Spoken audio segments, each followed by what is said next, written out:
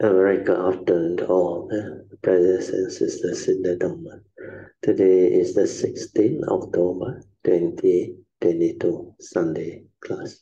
So we'll be continuing our sharing from this book, the 75th lessons of the Six Patriarchs, Blackboard Sutra. We are on page 24. Okay.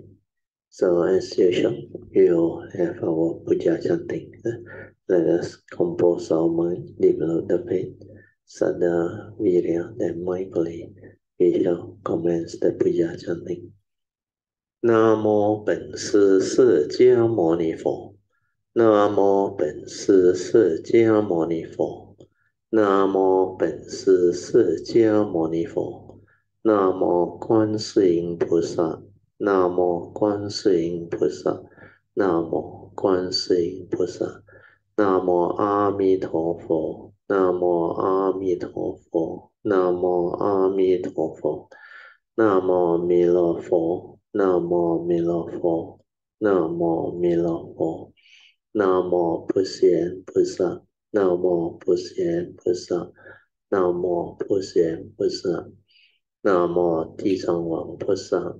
南无地藏王菩萨，南无地藏王菩萨，南无佛菩萨，南无佛菩萨，南无佛菩萨。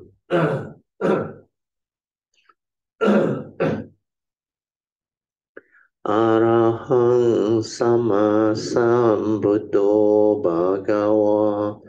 Buddhang Bhagavantang Abhivademi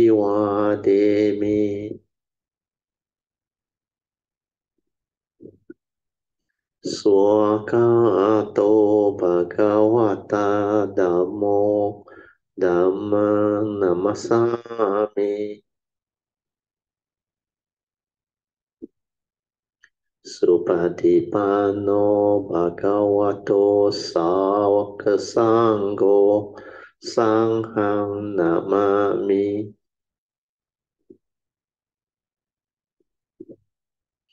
Namo tassa bhagavato arahato sama sambuddhassa. Namo tassa bhagavato arahato sama sambuddhassa. Namo tassa bhagavato arahato sama sambuddhassa. Buddhang saranang gacchami, Dhammang saranang gacchami, Sanghang saranang gacchami, Dutiyampi Buddhang saranang gacchami, Dutiyampi Dhammang saranang gacchami, Dutiyampi Sanghang saranang gacchami, Tatiyampi Buddhang saranang gacchami, Tatiyampi Dhammang saranang gacchami, Tatiyampi Sanghang saranang gacchami. Panatipata Veramani Sikkhapadang Samadhiyami.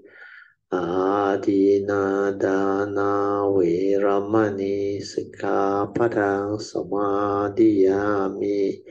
Kamesu Miccācara Veramani Sikkhapadang Samadhiyami. Musawada Veramani Sikkhapadang Samadhiyami. Surameraya Majapama Datana Veramani Sikkhapadang Samadhiyami. Sadhu, sadhu, sadhu. Okay, let's be respectful pujan. Buddhang pujayami.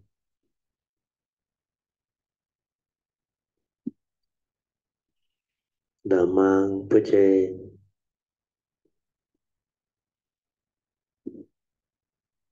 Sanghang pujayami.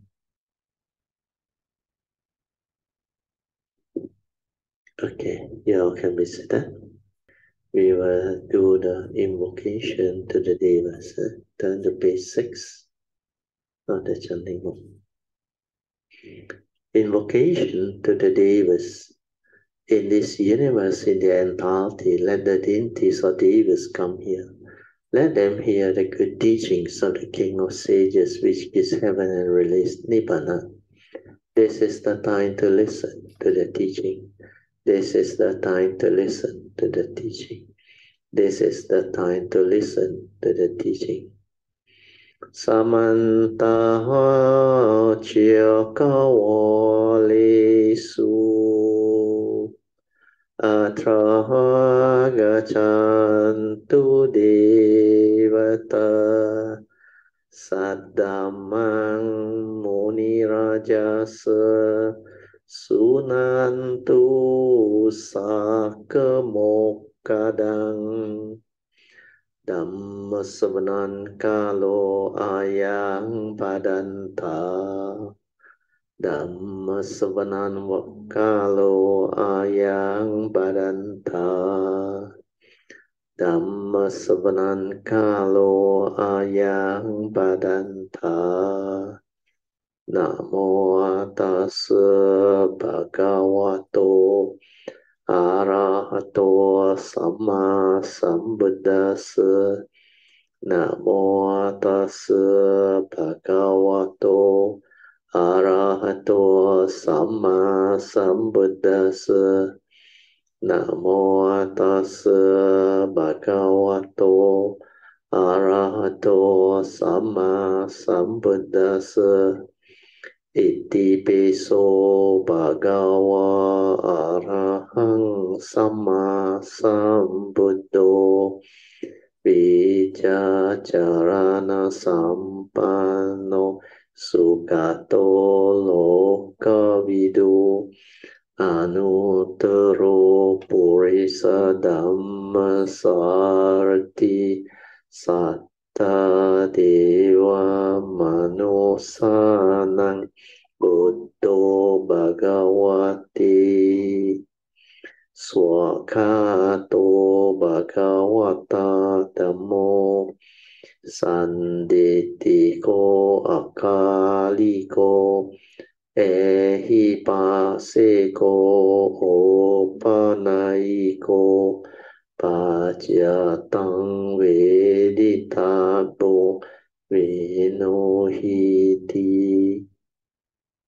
Supatipano bhagavato sāvaka-sangho Ujjopatipano bhagavato sāvaka-sangho Nyāyapatipano bhagavato sāvaka-sangho Samicipatipano bhagavato sāvaka-sangho Yadidang catari purisa yogani atta purisa pugala Esa bhagavato sāvaka-sangho Ahuniyo pahuniyo dakiniyo anjali karaniyo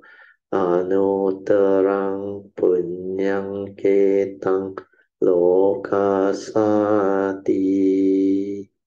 sadhu sadhu sadhu. Okay, you all can be seated. Then we'll continue from where we start. Turn to page 24 of this book, the 75th lesson of the 6th Patriarch, back from Sutra transcript book, 3.2.2. The title is How to Transcend Reality. So there was a question by Sister Adeline. Sister Adeline asked, Bertil, how to cultivate, to overcome, or transcend reality?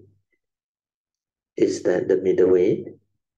If we are on the middle way, can we overcome this problem of duality? So that was the question. Huh? Then I replied, I said, I will explain that. Then I asked her, do you have any other particular uh, questions? Or is that your only question? Then she replied, yes, that's my only question. Thank you. Then I said, you all should rejoice with a rather good question because this one can create a lot of condition for the teaching to be expanded. Yeah, this type of teaching regarding duality is seldom taught. You heard about it, but it's seldom taught. You see, the question is, how can we overcome duality? So there is a question. So to overcome or transcend duality, one has to develop the understanding of what duality is first, as I explained before. That is, duality is to be understood. But maybe this time, because of the condition that is arising, it can allow you all to have the clearer understanding of what this duality is. So this duality normally pertains to what? Yes, very good. It pertains to the mundane living or the mundane mind. The reason being because this mundane mind can create realities through words or via words, concept and ideas. Do you understand? The reason being the mundane mind is part of the conditioned world. So this duality will always exist within the conditioned world, the existential world. Can you follow? So this is the understanding that one has to establish, because we actually lives in the conditioned world of duality. Duality means both sides of the coin. So here I repeat again, I say duality pertains to the mundane mind, existential world, because duality is the mundane mind creation and it exists within the conditioned world. This duality will always exist as long as we live in the conditioned world or the existential world. This is because to live life, you must use the mundane mind or the thought process. Then, hence, it must arise. So, this duality, which pertains to the conditioned world, is to be understood. Yeah. So, the reason for it arising is because it's always created by the mundane mind. That is why this one exists. And it also has coming implication because the mundane mind is subject to karma. So only understanding frees your mind, not how to meditate to overcome duality. You meditate to realize wisdom. The moment you have wisdom, you would have the understanding.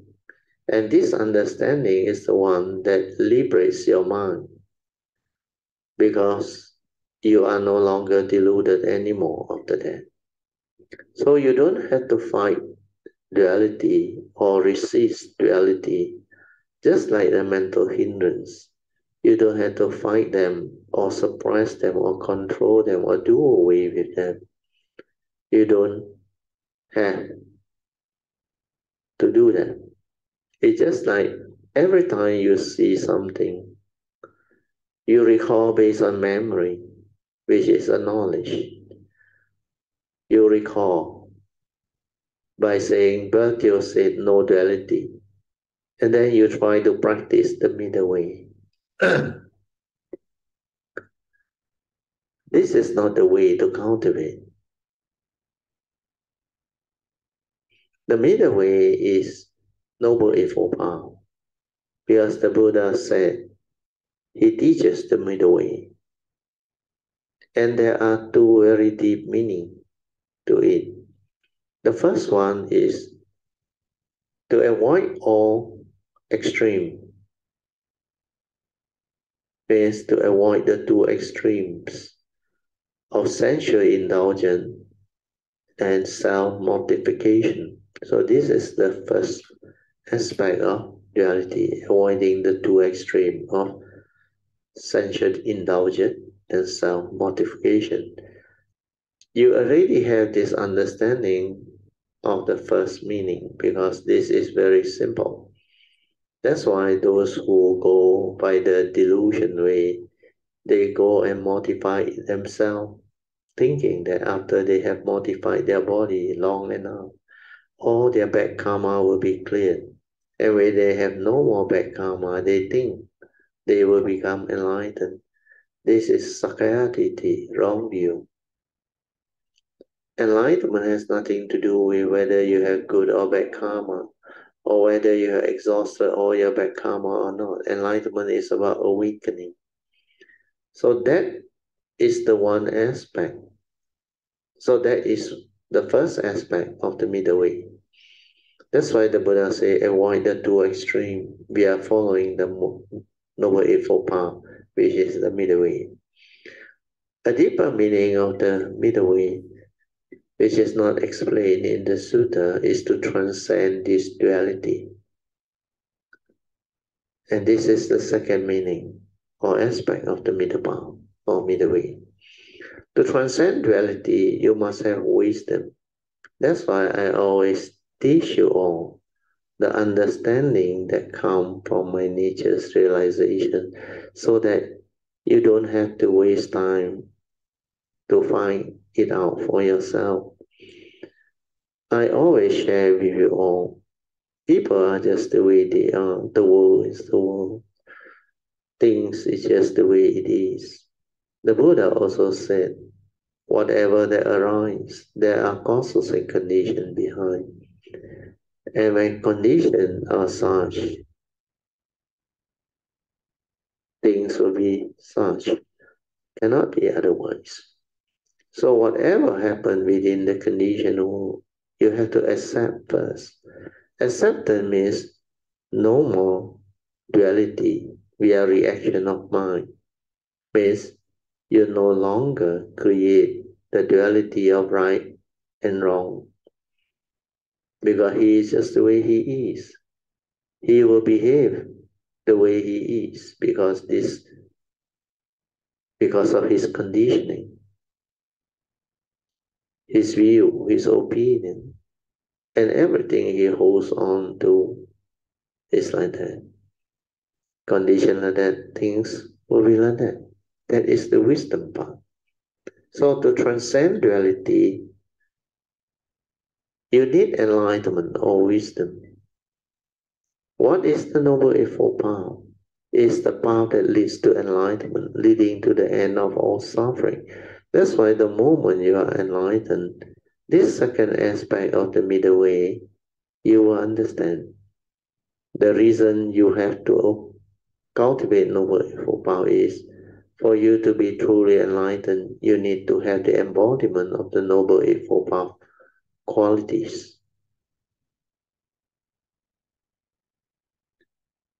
If you look at the Noble Eightfold Path factor, each and every one of them is related to living life. Can you remember what I had always explained to you all? The first path factor is right view. Without right view, which is the first right path factor, you cannot understand life. And you cannot understand who are you and what are you. You must understand the secret of life, the five universal order of nature, especially so the three spiritual universal order of karma niyama, chitta niyama, and dhamma niyama. All these are part of life. So when you have the right view, then you can understand life. Then you will know how to live life. So all this is very straightforward. Unless you have right view, you cannot understand life. Then when you understand life, you will know how to live life. So this is a very easy approach to understanding. Yeah? You will understand what is right and what is wrong. Of course, it's still a duality where this is still within the existential world. With right view, you cultivate right thought, right speech, right action, and right livelihood. And these are noble qualities. These are virtues of enlightened beings. You are a noble one. You are noble in all aspects of life. The way you communicate with people, the way you arise your speech, your actions, the way you live your life, the way you arise your thought process, they are all in accordance with the Dhamma. They are always wholesome, pure, right, no negativity. That's why Noble Eightfold Path is indeed the advice of the Buddha.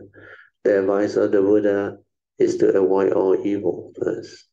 Then to avoid, then how do we avoid all evil? This means clear away all the wrong view, straighten your view through your meditation, the direct seeing and awakening.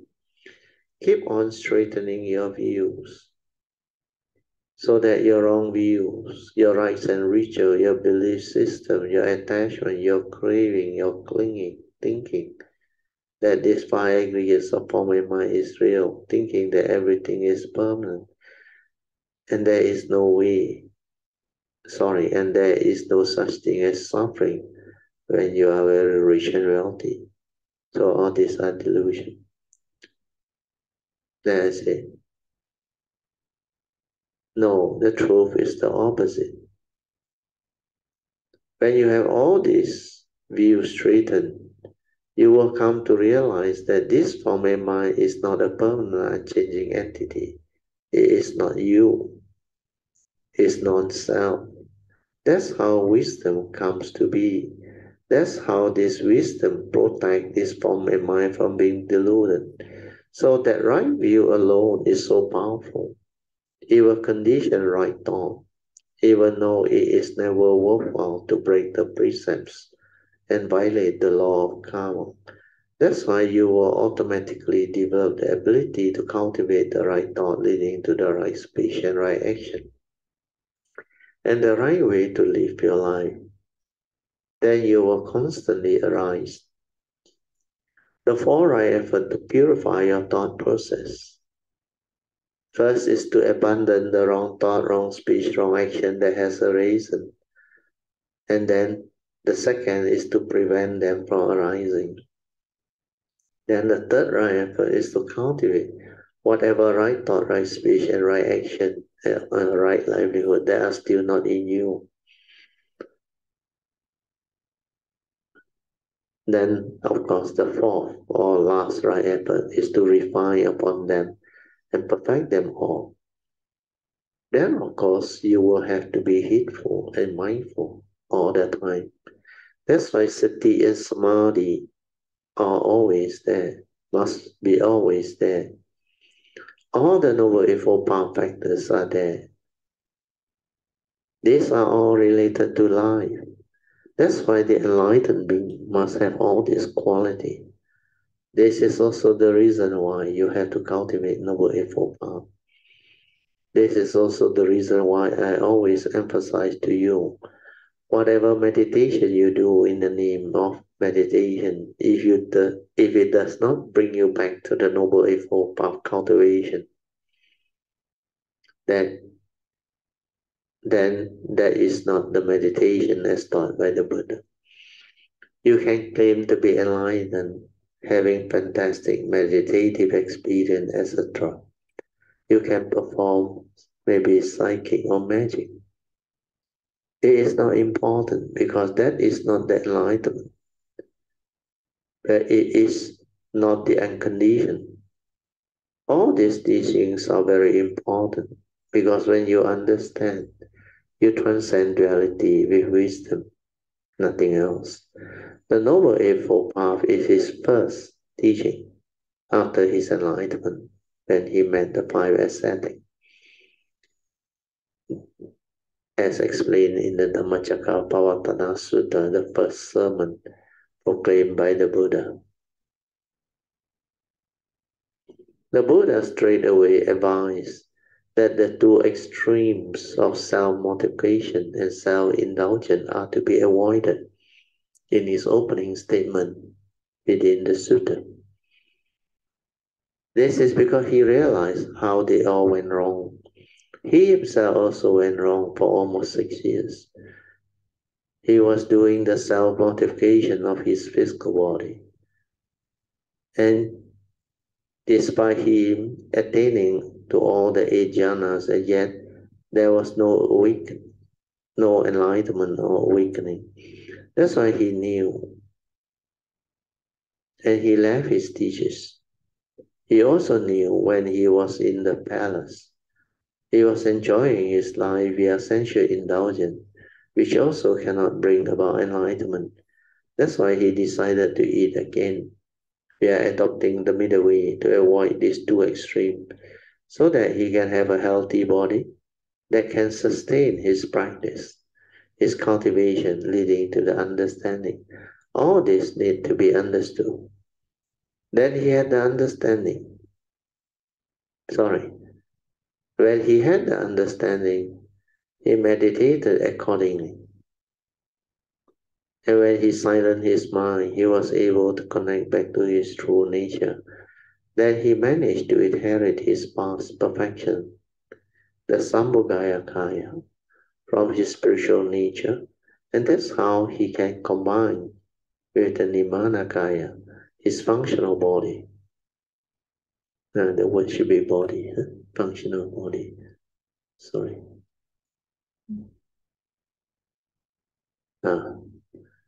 To become the Dhammakaya, spelling mistake without the Y. The Dhamma body of the Sammasambuddha that can teach the Dhamma is called the Dhammakaya. So all these understanding are very important. We should thank Sister Adelaide for asking such a good question. Otherwise, there is no condition to explain all this to you all. But this part, just now I only talk about duality, 相对法,相对法. Duality is very important, and duality is to be understood with wisdom. Otherwise, you cannot break free or break through. But this one comes from the mundane mind that created them through delusion. The reality is like what the Buddha said, suchness, tatata, or jnana dasana, or direct knowledge and vision of the reality via the direct seeing, or via seeing things as they are. So when you can do that, there is no more duality because that is the truth. That is the reality. That is suchness, or the isness of things. That's why jnana dasana means the direct knowledge and vision of the truth or the reality. That's why you need to have this direct seeing, to see things as they are, not according to your views, opinion, conditioning, belief system, etc. But these are all from memory. And memory is knowledge of the past. But when you see with the direct seeing, with non-perception, without the mundane mind, all this doesn't exist. Can you remember? When you see the image or the artwork, we are the direct seeing. It's just the pure perception, like how the baby see, without the memory coming in. Do you understand? Just that thing as it is. the seeing consciousness. That's why the Buddha say in the seeing, there's only the seeing consciousness, and there is no one to see. There is nothing to label that thing. Because it is before the knowing, before the perception, before the words, before the concept. That is the direct seeing. Now can you understand? This is what you need, nothing else. And this is the secret for understanding the Buddha Dharma. All this year, I've been trying to share only this, nothing else. Everywhere I teach, I've been repeating this understanding. But today is very good because there are causes and conditions for this overall teaching to come about again. So sadhu, sadhu, sadhu. We move on. Then the next section is 3.2.3. The subheading is the Four Noble Truths, mundane and supramundane cultivation. Okay. So this is a second question by Sister Amy. This Sister Amy said, can I ask one more question? The Noble Eightfold Path is the middle way, and yet it still has duality. Right view, wrong view, right thought, right speech, wrong speech, etc. So to transcend duality, I remember on last Tuesday class, Brother said the Noble Eightfold Path is the mundane cultivation leading to supramundane. I would like to ask Brother how to transcend this pair of duality contained within the Noble Eightfold Path. Okay. This is a very good question to Sadhu. Looks like it is all meant to be. Today's condition and sharing will complete everything that you need to know regarding the cultivation. Do you remember one of the short notes? I think it's in the Tuesday class. I said first noble truth and second noble truth. They are mundane noble truths. When the Buddha expounded the essence of his teaching, which is the Four Noble Truths, I already said, since the year 1971 when I first read about it, I already knew nobody can proclaim that type of truth unless he is a Sammasa Buddha. Even my nature at that time said, if I were to have this type of enlightenment, this type of wisdom and realization, I also cannot summarize all of this teaching into just Four Noble Truths in such a simple way.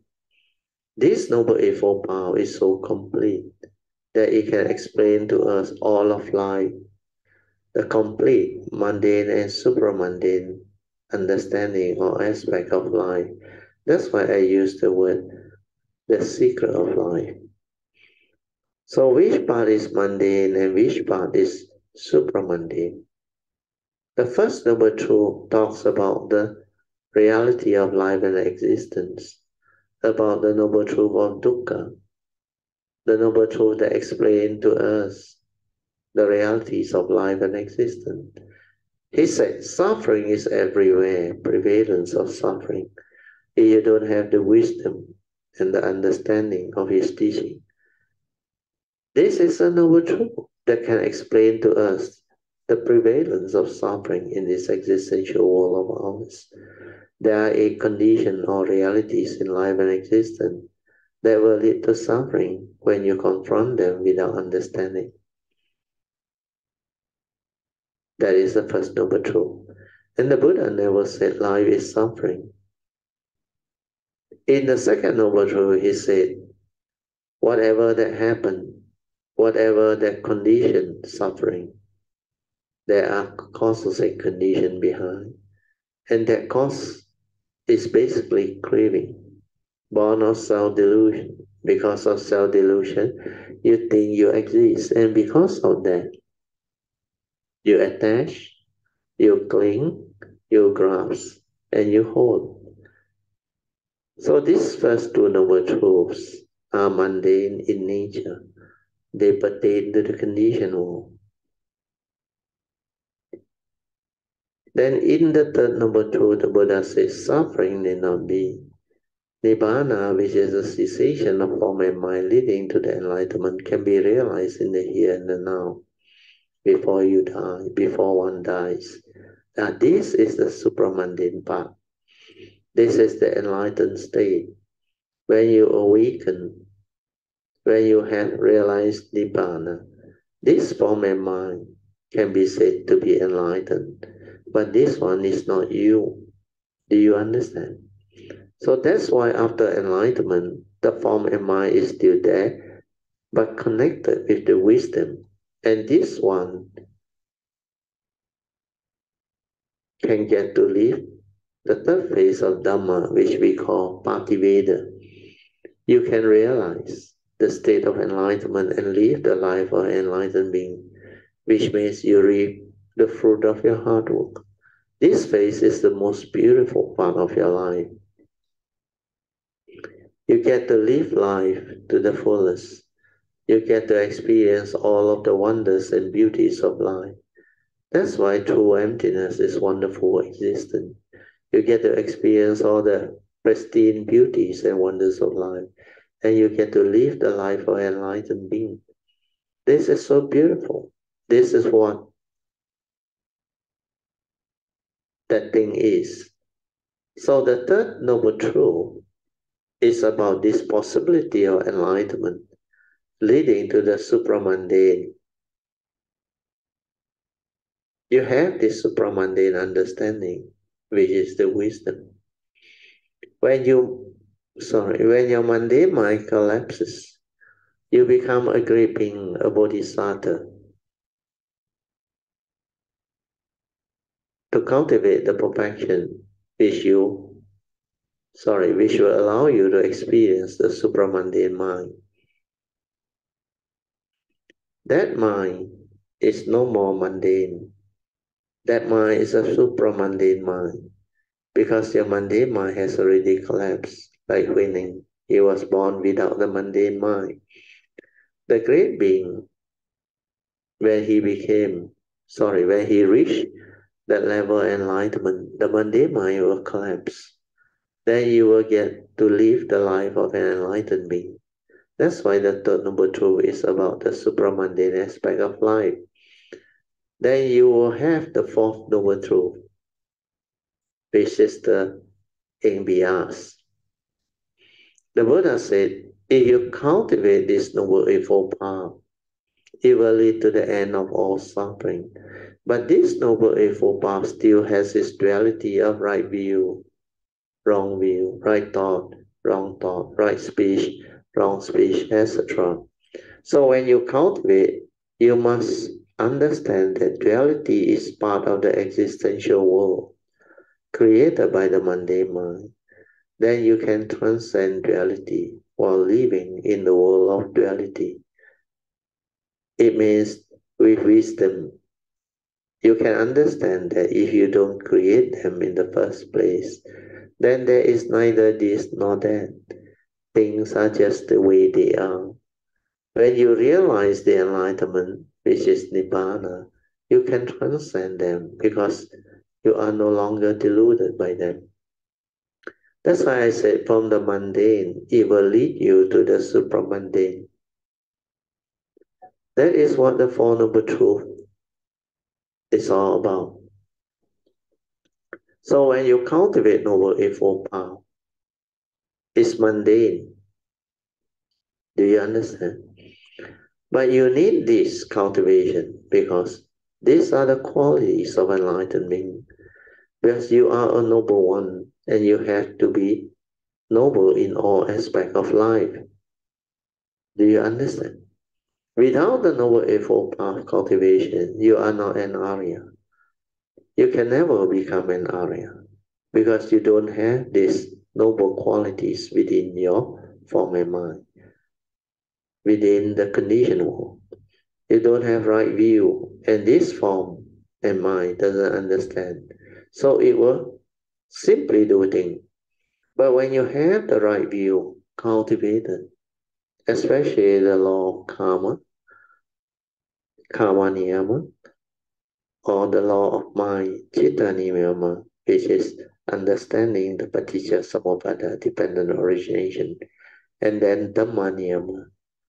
Then this one is no longer deluded, means the form in mind.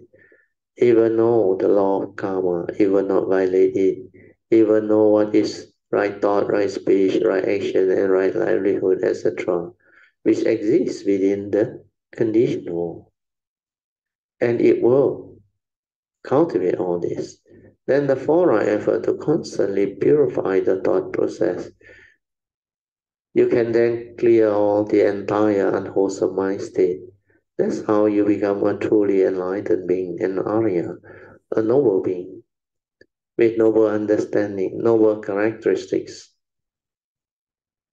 noble character and personality, and noble mind states, born of wisdom, which means you are always mindful, or ever mindful and heedful, while in the state of samadhi.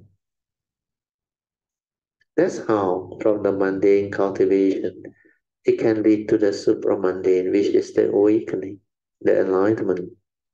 The moment you awaken, you will know that this duality is the mundane aspect of life. So you won't get yourself entangled anymore. That's why at that time, kan san, use san, no more argument, the three levels of seeing. First person means the ordinary mundane Buddhajana. They may say, kan san, si san, or kan san, juice san. You will agree to. He said, yeah, right. You will agree. Then the second person who is already enlightened say, kan san, pusa san, where he has the direct seeing. You will also agree and say, yes, kan san, pusa san. But at the third level of phase of seeing, which is suchness seeing, is where a lot of cultivator cannot integrate back or get to understand it. This is going back to life. That's why finally, kan san, use san. That's why Huineng say how amazing it is that all Dhamma arise from the self nature. And the self nature is already complete by itself, no need anything else. All teachings come from this understanding. So now, are you all clear? Okay, then they rejoice. Sadhu, sadhu, sadhu. This mundane cultivation of the Noble Eightfold Path will lead to the enlightenment. That's why from the mundane, it will lead to the supramundane realization. You can recall all my teachings, and you go back and reflect and contemplate.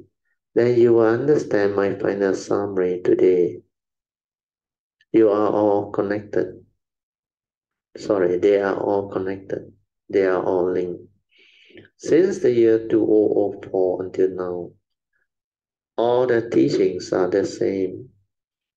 There is no difference.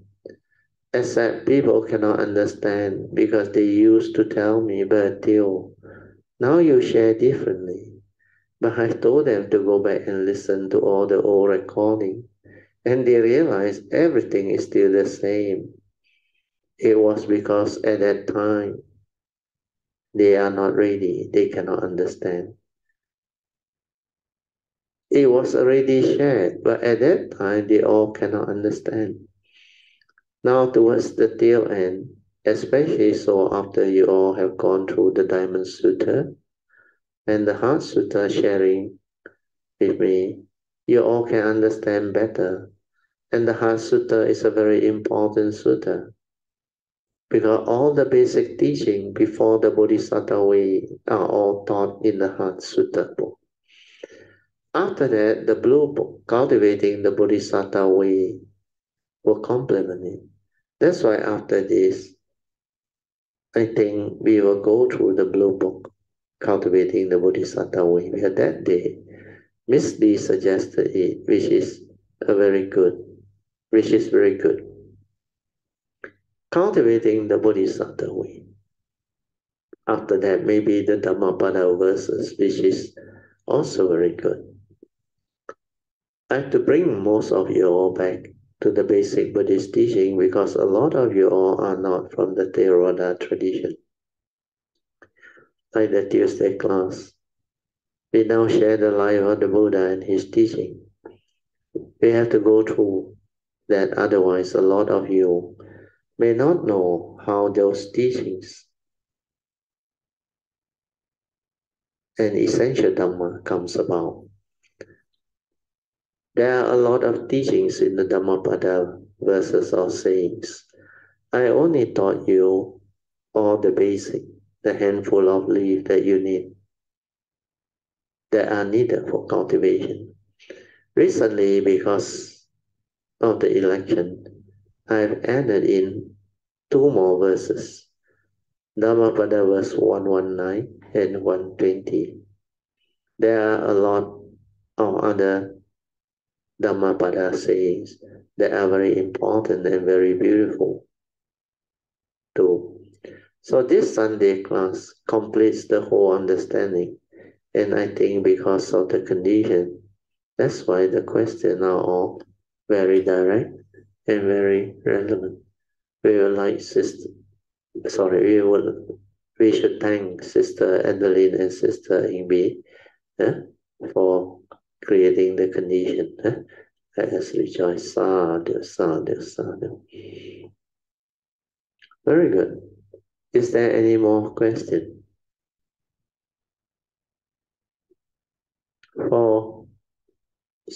At that time I said 4 more minutes and you can have your meditation.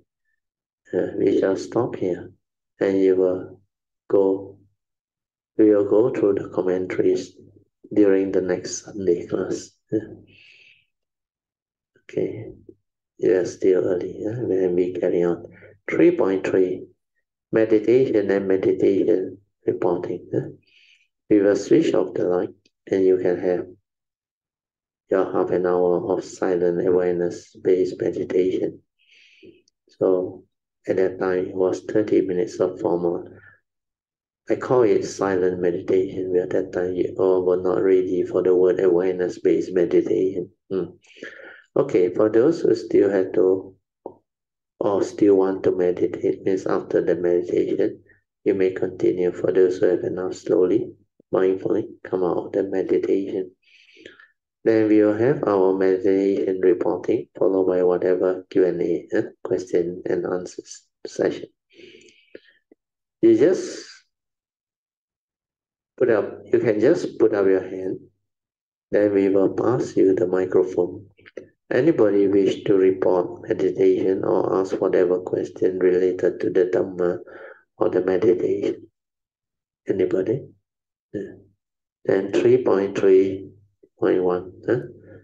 the subheading is daily mindfulness and understanding meditation. Then Sister Lee asked the question, is it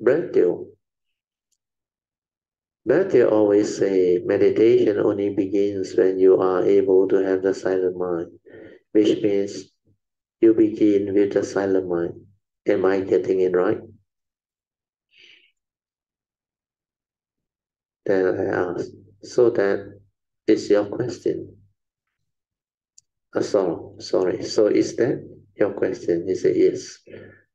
Then she rephrased it. He said, my question is, the self-nature and the true mind are already in pure seeing, right? So if it's already in pure seeing, then when we meditate, do we still need to meditate from the silent mind when the mind is already very quiet? Then I replied, I said, so what is your actual question? And then Miss Lee repeat again. My question is, when the mind is already very quiet and silent, do we still stay with the silent mind, or we just let things arise from it and just be aware of it? Then I replied, I said, okay, I will answer you. I think I know why you ask those questions, because you haven't really understood.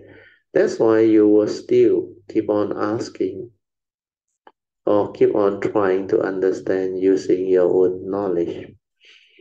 You see, your first question is it true that unless you meditate until you can realize a silent mind, the real meditation hasn't started? That's what I have been telling you all this while. Not until your daily mindfulness is very stable, you can't have the silent mind. Do you understand? So you have to develop the training of the mind to have this ability to be mindful first, then stabilize it until it is ever mindful. This is what I have been sharing all this while with you all. First is to inquire, are your spiritual faculties, especially your sati, developed? If it is still not developed, you will be heedless.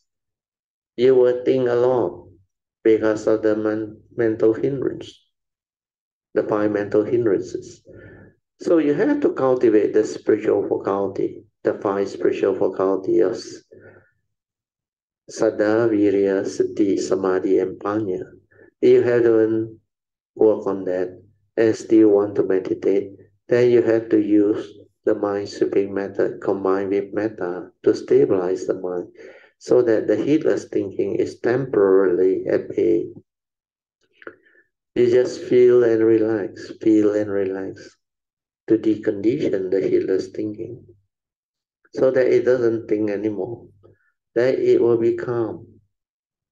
Then when it is calm, you can use either anapanasati or whatever skillful means, like a method or a technique or an object of meditation that you are familiar with, to anchor the mind, to stabilize the sati.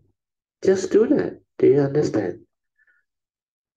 Do until your mind become very quiet, until your breathing also become very quiet or very subtle, like there is no more breathing, until the subtle breathing also stop, and then the mind is just aware without thought. That is the tranquil mind, which is also the silent and the still mind. Have you done that? If you have not done that, it means you have not trained your mind. If in the formal meditation you also cannot get this right, then how can you get the state of silence to do the daily mindfulness? To be in the state of awareness or silence in the midst of life? No way. So do you understand? That's why your question will keep on arising as long as you have not done that. Because you try to preempt the thing and you try to use your Dhamma knowledge or understanding in inverted comma to understand and believe you are doing it right. I have told you it's not about right and wrong. Meditation has to be done with understanding. And understanding means it's not about whether I am doing it right or wrong. It's more of whether I have understood what meditation is or not. When I understand what meditation is, I just do what I have to do. If I need to train the mind, I train. If I need to work on the spiritual faculty, I will work on them. If I need to stabilize the sati, I will stabilize it. That's why the bowing comes in, the chanting continuously comes in. If you only do it in the retreat or in whatever chanchi, is the 7 days and retreat, or even for 1 month, it is not going to help you much. Yeah, after that, you have to come out of it. Then you go back to square one and become heedless again. So what I have been sharing with you all is train your mind, develop the spiritual faculty until it is very stable. Until in the midst of formal meditation, you are already ever mindful and aware. The silent mind is already there. The mind is already in sati. Then bring it out into the daily life. We are having a good and comprehensive daily religious routine so that throughout the day, you can stabilize your mindfulness or daily mindfulness to develop the heedfulness, come meditation. Not until you are able to have that stability of ever mindful state while in the midst of life, the real meditation hasn't really started. All this, all those retreat experiences done by those who don't have the right understanding are mostly conditioned states, meditative experiences born of thought-based meditation, because they are trying to meditate with concept and idea created by the thoughts. They are trying to do all those things in the name of meditation without proper understanding. And they don't understand that all this doing are still by the thought.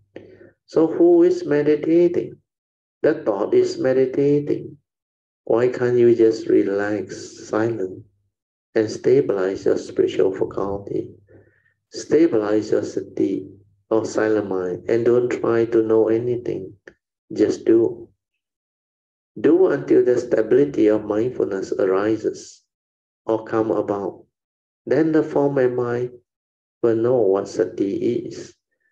Do until when you bow, your body and mind move as one. When you walk, act, speak, and move, your body and mind is always as one. You have to do until that sati really stabilizes. Then coming to your second question, your question comes from your thought too. Why must you stay with anything? When you use word to describe, you must not be entangled and confused by the word. When they tell you stay with the knower, like in some Thai tradition, many of them never inquire who is the knower. There is no one to know. Do you understand?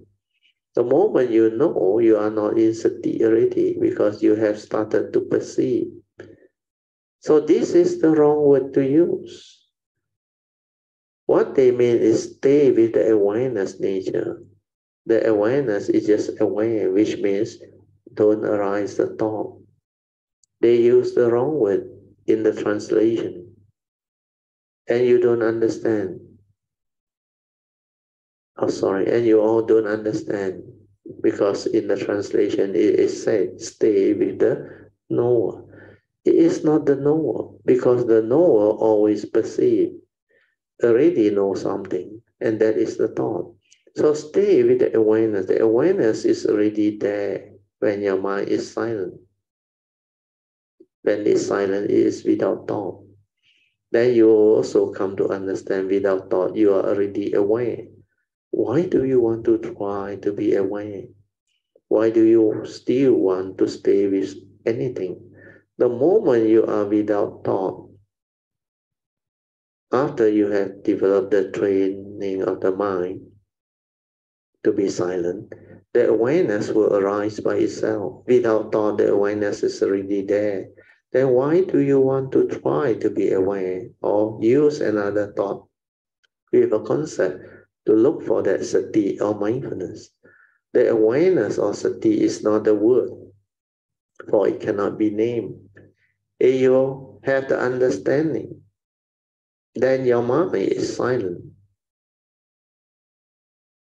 If you have the understanding, when your mind is silent, it is already there. For mindfulness is awareness before the knowing. But you cannot be silent because you want to know via thought. That's how your problem comes in. It is because you are too eager to know. You are searching for it from the thought, from your knowledge. That's the reason why many of you are trapped. Not only you, others too. So what you need to understand is not whether I read again. So what you need to understand is not whether what I have done is correct or not, or right and wrong, right or wrong. That one comes from the thought too. It's more about whether I have understood what I am doing or not. When I understand, I just do. The understanding is more important because when we understand that without the spiritual faculty, the five mental hindrances will be there, then I can silence my mind to check. Then I can see the sankhara movement, activity, the restlessness of mind, the sensual desire, and all the other emotion arising within the daily life. If I realize that the mental hindrances are still active, it means I have not trained my spiritual faculties. If my spiritual faculties are there and the sati is very stable, then there is no thought. If that is so, then how can there be duality arising? How can sensual desire or ill will arise?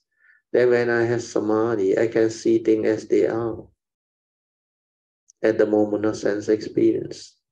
When I eat something, see something, smell, hear, and tactily feel or think of something, this mind doesn't move anymore, but it is collected and unwavering.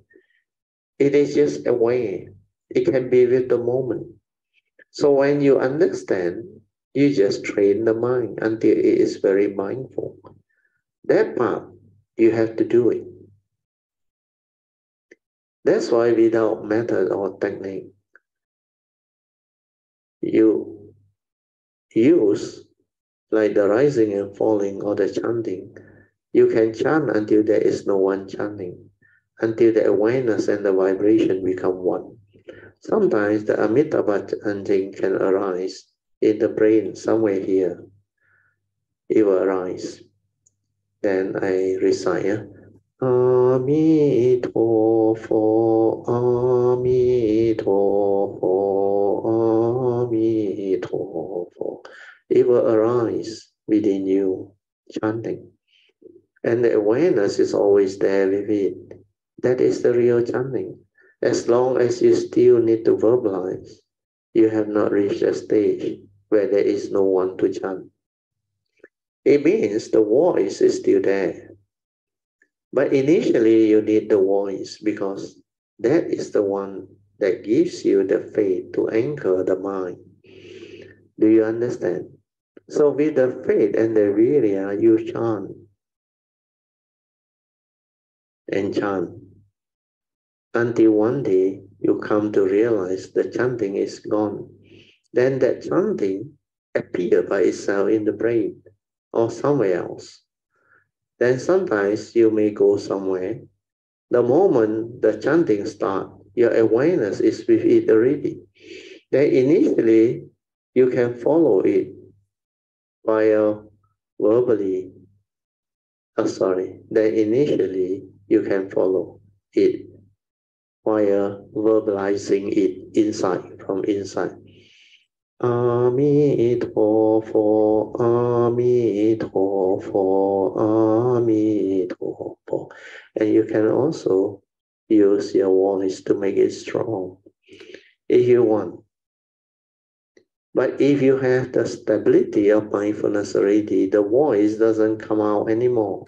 It is from within. It is just the awareness and the chanting as one. Then later on, no more chanting from outside.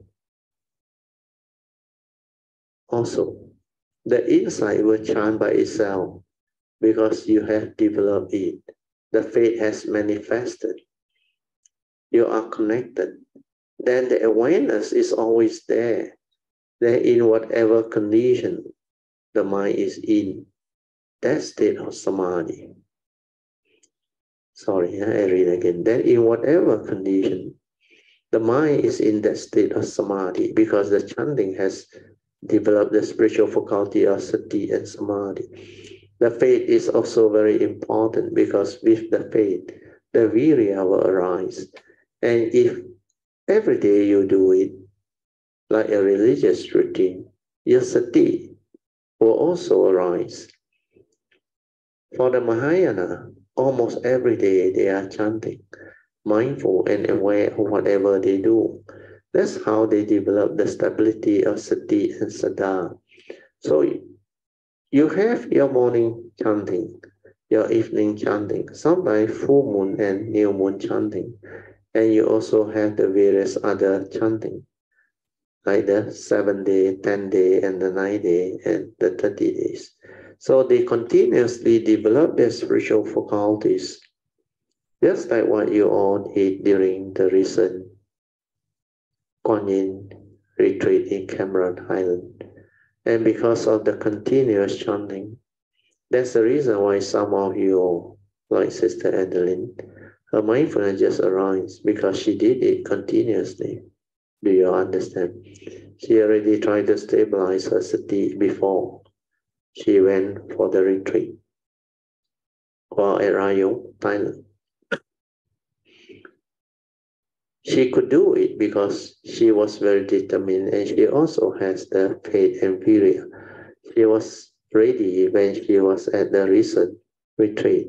That was the reason why she benefited so much or at this retreat. She knew the daily mindfulness was very important, and most of the time she and those who have gone through it, like Brother Song, they are aware and mindful throughout the day most of the time. That's what cultivation is all about. As long as you are not mindful, or in bracket, ever mindful to cultivate the Noble Eightfold Path, you are as if dead. For according to Dhammapada verse 21, the heedless are as if dead. That's why you must train your mind until you are ever mindful most of the time, so that you are heedful in the midst of life. Otherwise, you are as if dead. The heedless are as if dead. So this training is not difficult when you understand. When you understand, you just do. Don't try to know. Don't worry about right and wrong. Every time the thought wants to know, you should inquire, am I doing it right? Who is trying to be right? The thought is trying to be right. It is eager to know. Do you understand? Then the ego manifests without you knowing. We are saying, hey, I have got it already, especially so. If I were to tell you your meditation reporting is good, please continue with your practice. Then your thought will tell you, but you say I'm doing it right. Then you become like complacent. You think you have got it, and then you stop your cultivation. The real meditation is not about doing it right or wrong. It's about understanding what you have done in the name of meditation. If your spiritual faculties are not stable, then you have to work on it, especially mindfulness. Cultivate Saddha and Virya are relatively easy, but Sati, you must develop it throughout the day, as per my earlier advice. A good daily religious routine is very important. Before you sleep, meditate, silence your mind and relax. When you go to sleep, be mindful, silent and meditate until you sleep. Then the most important is the next morning. The moment you wake up, be aware of your posture. Then be mindful or aware of everything you do. Then pay respect to Triple Gem mindfully. Do your meditation again. If you need to wash up, brush your teeth, etc., do it mindfully. Then go to your altar to develop some form of meditation. After that, whatever you do, like preparing your breakfast and taking your breakfast, do it mindfully. If you find it difficult, you can start with the mindfulness of your four posture, then slowly connect them with your other movement to develop the mindfulness of all the in-between movements and activity. You have to do all this before you go out of the house. Pay respect to Triple Gem and have faith. Every time you pay respect with your palms together, there is energy that goes to your heart. Initially, your heart area, it has to open up first. Where it is your heart. Sorry, because if your heart is not yet sensitive, I realize that it is not easy to cultivate because you cannot be mindful from there. When you are not able to open up your heart area, you will not be sensitive to detect energy. You cannot even be aware of your heart area. So you tend to use your brain or your thought process more. Reason why you think a lot. And very few people can develop the faith until their heart area opens up. Every time you pay respect with faith, there is an energy going in without you knowing it, if you are not sensitive. But later on, it will become sensitive, and then you can feel a lot of things from there. The awareness from there can actually speed up the cultivation, because the true sati starts from there. Every time you lapse into heedlessness,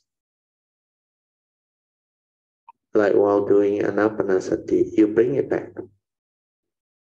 Then you determine to be aware by coming back to your heart area. From there, or from here, you're aware of outside. Everything you do, be aware from the heart. If you train it this way, sooner or later, one day, you will come to realize that your mind is now different. You can every time from inside the heart area develop awareness of outside. Every time you do from inside the heart area, you're aware. You can see and trace back via recollection of mind. Then all this daily religious routine, whether you're working or doing your daily chores, you have to maintain mindfulness, even while driving.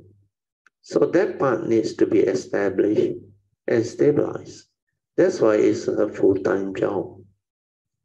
I used to use this word, but it doesn't mean that you have to retire from your work career. Full-time job here means to meditate full-time. You don't have to retire, which also means in the midst of your working life, you can also develop mindfulness. That is what I meant by full-time cultivating. Otherwise, like one of the Kayamita about 10 years ago at that time, she thought when I say meditation is a full-time job, she approached me and asked me and talked to me. He said, but I still need money, so how can I retire? I said, who asked you to retire? She said, you say it's a full-time job. I say full-time job is whether you are working or not working, you are full-time developing the training of your mind to be aware of mind. And this is what meditation is all about. It doesn't mean that you have to retire from your job. No. You need to work, you work. You have to work, you work. If you can afford not to work, that's your decision. You can either semi-retire or retire. But whatever you do, whether you retire, semi-retire, or working, you can still cultivate. Cultivation is about developing continuous mindfulness or awareness.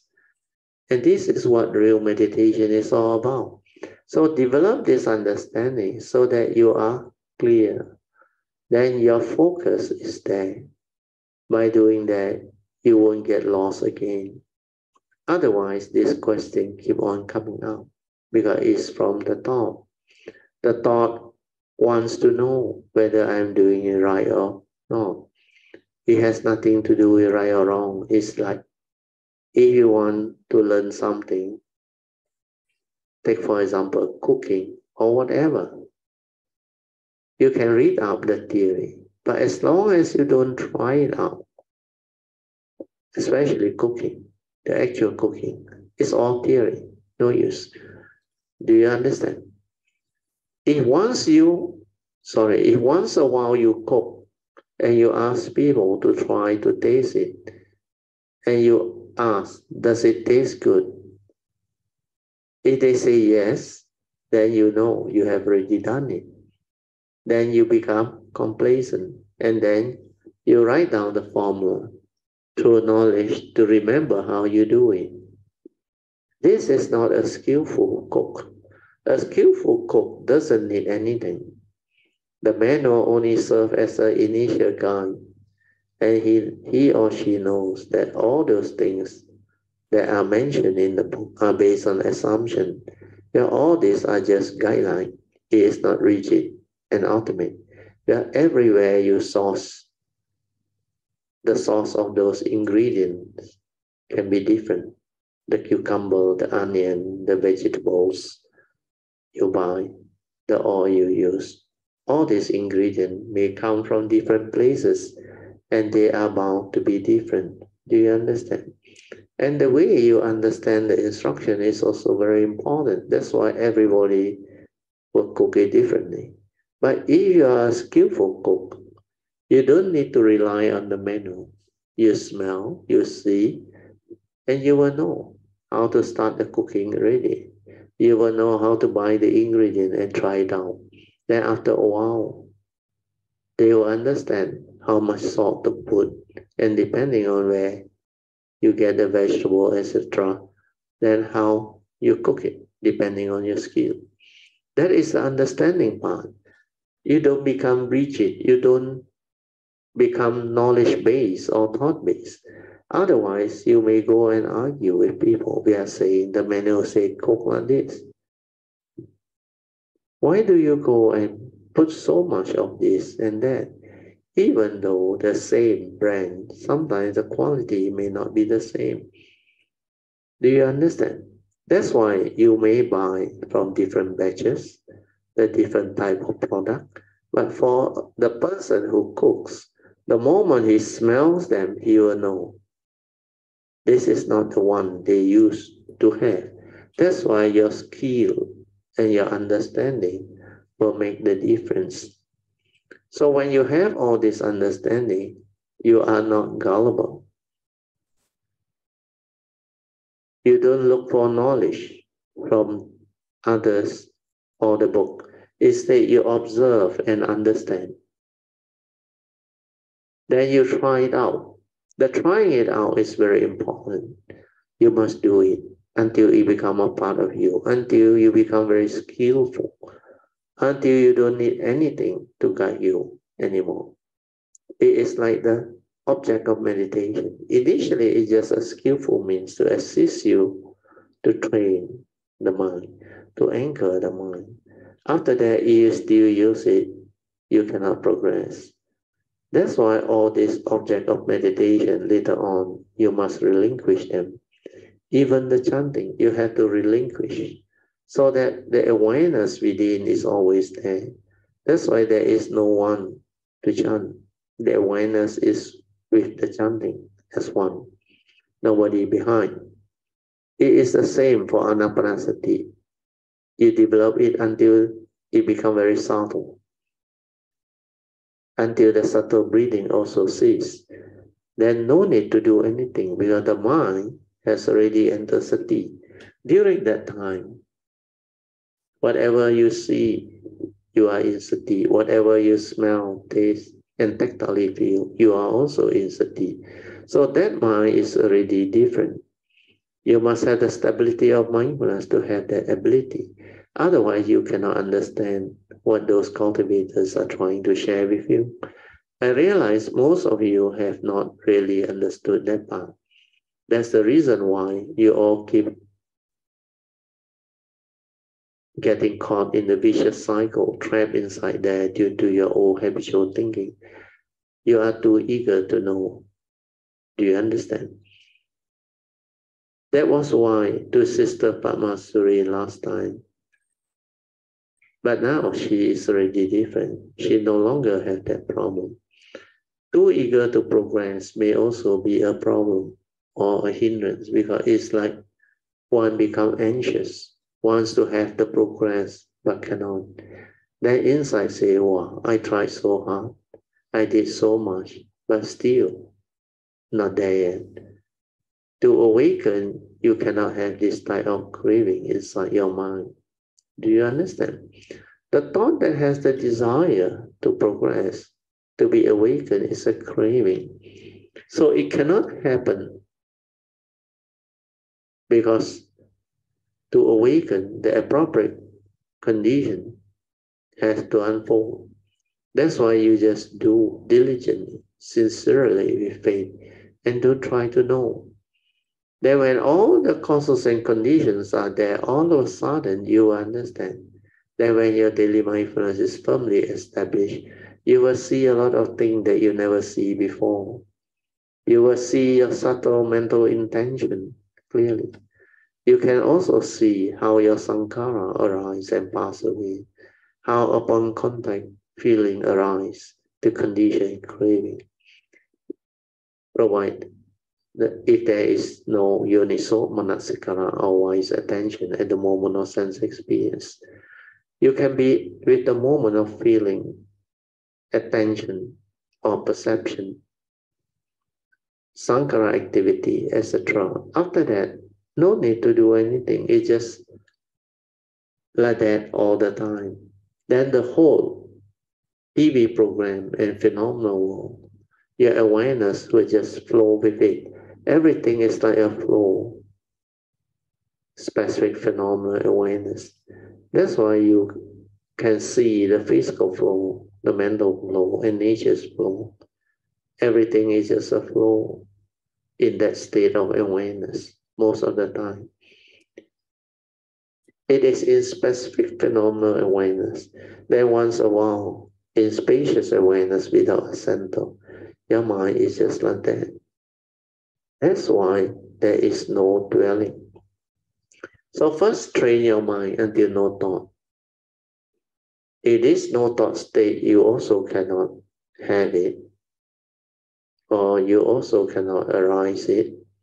It means you are still not ready to develop the meditation as yet, because you have yet to realize your silent mind or your true mind. When you are most of the time aware, ever mindful, it means most of the time you are without thought. You are just aware. Then when you perceive, you're aware. Then thought may arise, but it stops there. After that, it doesn't proliferate anymore. Then you continue with your daily life. Thought will arise, but immediately after that, it does not proliferate anymore because of your wisdom and understanding. And it doesn't move like before anymore. Then it is always with the moment in pure awareness, more and more, more and more. Previously, before you have the mindfulness developed, you tend to think a lot or think ahead. You tend to think of many things and you are hardly aware because you are too busy thinking, planning, and worrying about life most of the time. You think of your problem, worry about them, and you also plan to do all those unfinished business that you have given importance to. Then your conditioned thinking, let's say when you are at home, you say, yeah, I need to go upstairs to take something. Then it conditions you to walk towards the staircase. But as you do that, you are not aware of your walking. And instead you are thinking and heedlessly lost in thought. And you are not aware of what you are doing. Then thought conditions you to go upstairs. Then as your body turns to go upstairs, you are not aware. You are still thinking. Then when you reach the staircase, your thought asks, why am I here? Then you recall, oh, I am supposed to do something. That's why I'm here. But because you are not mindful, when you are mindful, all these things cannot happen because you are with the moment. But when the thoughts are ahead of your action and activity, that's how you become heedless. And you think a lot. And the thought is ever proliferating ahead of your action. And you are hardly aware because you are not mindful. You think a lot.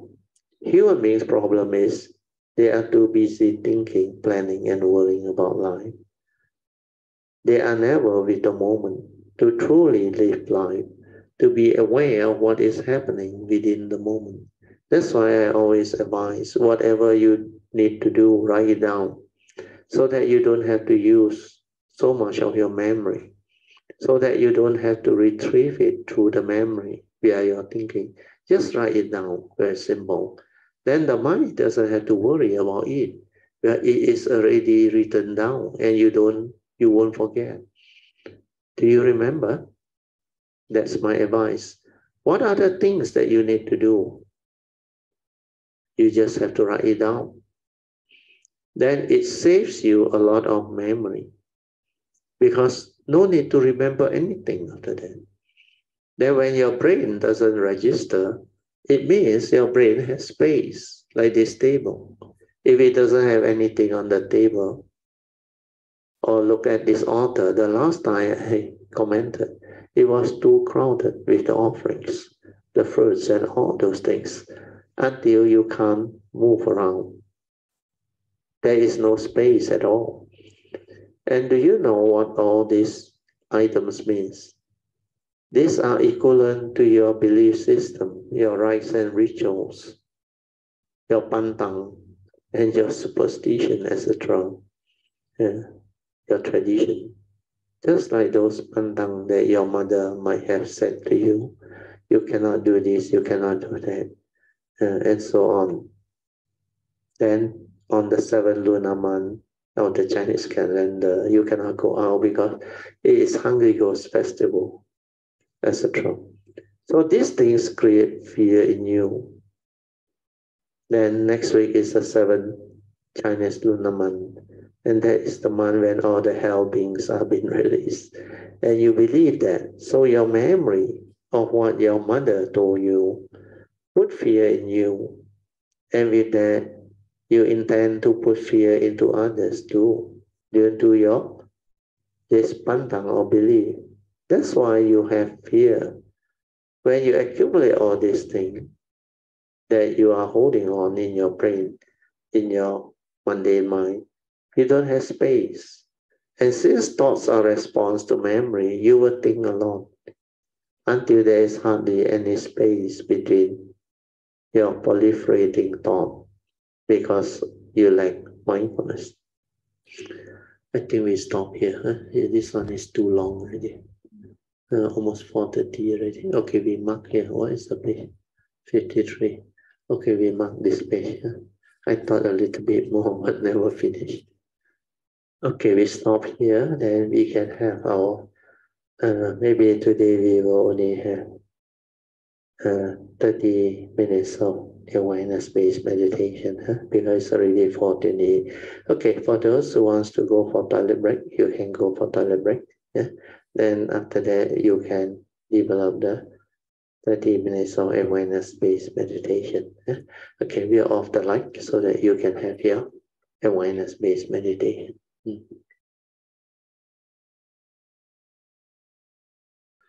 Okay, you can slowly, mindfully come out of the meditation. Then we can continue with our second session, which is meditation reporting, followed by whatever question that you may have. You can ask any question that you may want to regarding the meditation, the teachings, or how to apply these teachings.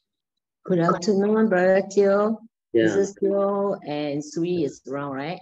Yes, Sui is around. Yeah. Yeah. Thank you, Brother Teo. Yeah. Okay, today this 75 books is actually very motivated to me. Yeah. Because all this that actually indeed is very true that what Brother advises.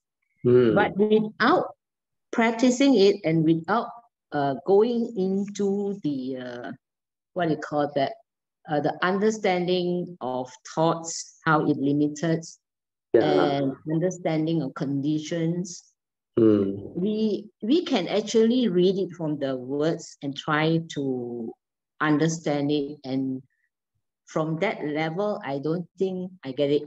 Yeah, you can't get it on. I can't get it. Because most people are tried by the condition of their ability to be aware. So when you don't have the mindfulness and the awareness, you really cannot understand what that thing is. Then from the thought, they will come up with a lot of ideas and opinion and view of what this thing is. And they try to do. And the doing is always by the thought. Then they are always caught in, am I doing it correctly or rightly, or am I doing it wrongly? Then the worry about the question, how to transcend duality and all those things, it's not easy when people don't have the understanding. So luckily, in that sharing, I think there were causes and conditions for all this to become clear. Then later, when it comes to your questioning, also same, because the doing with understanding is very important. If you don't understand, then you cannot do it correctly. So understanding is most important. Like I said, it's only wisdom that free. So when you understand, you will know how to develop it through an understanding. Otherwise, most people are caught in the thought process, the duality, the concept, the idea. That's why later on, I think over time, so you look back, this book was actually developed in the year 2018, which was about 4.5 years ago. So 4.5 years ago, they started to have a little bit of like better understanding, but still not clear.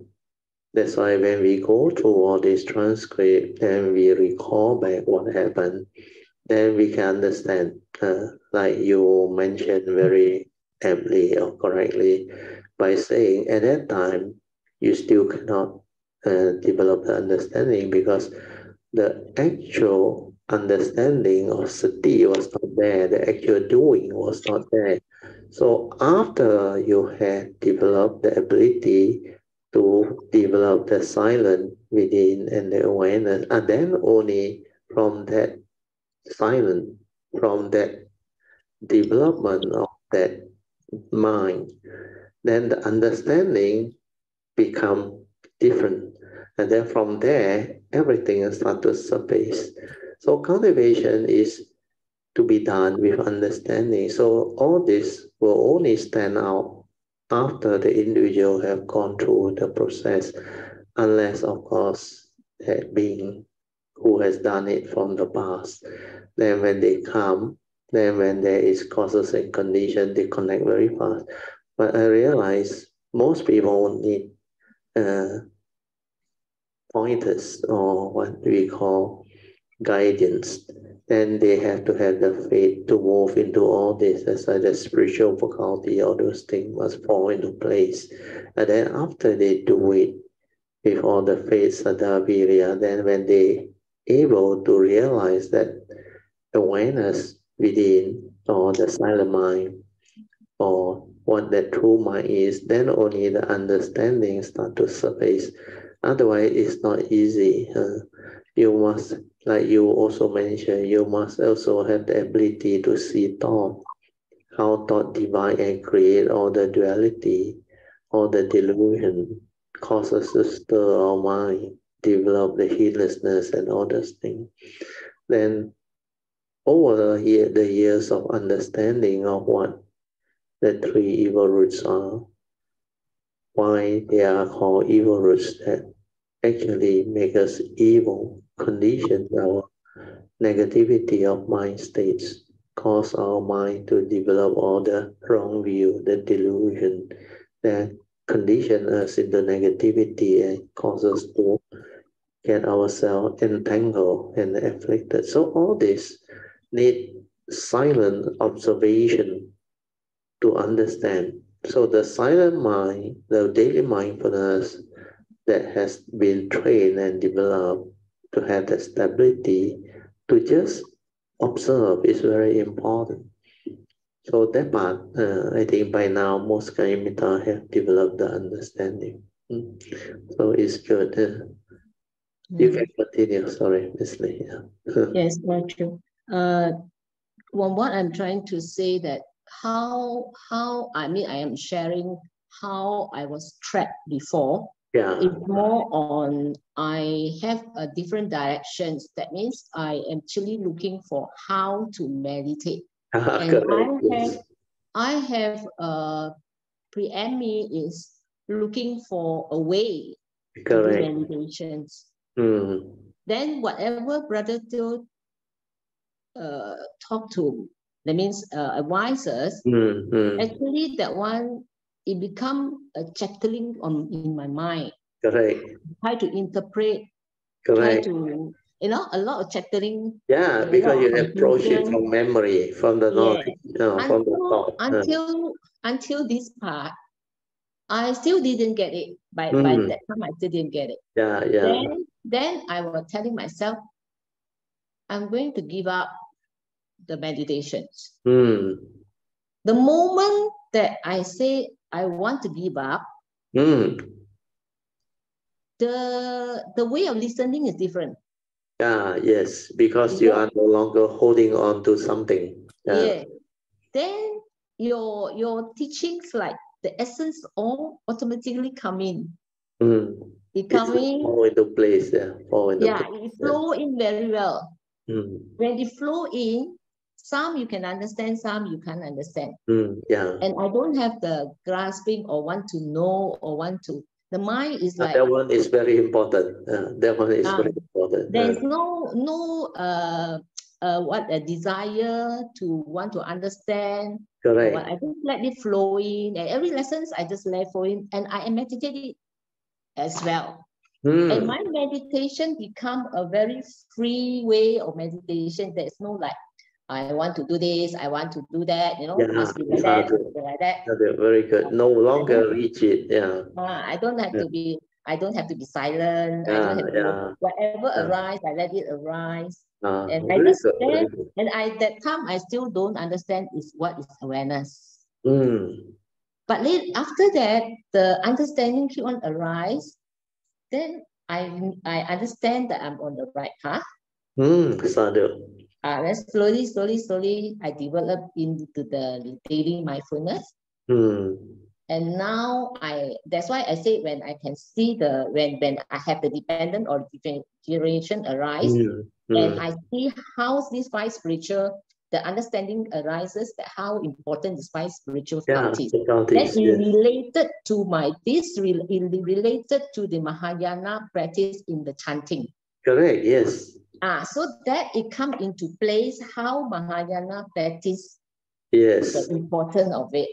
So that's why I say that when the seeing come is really a short time, but it's very wide, Yes. It's reading.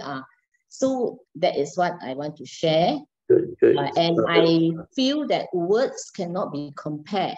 Yes. And when teachers teach you, you must first understand from which perspective he's coming from.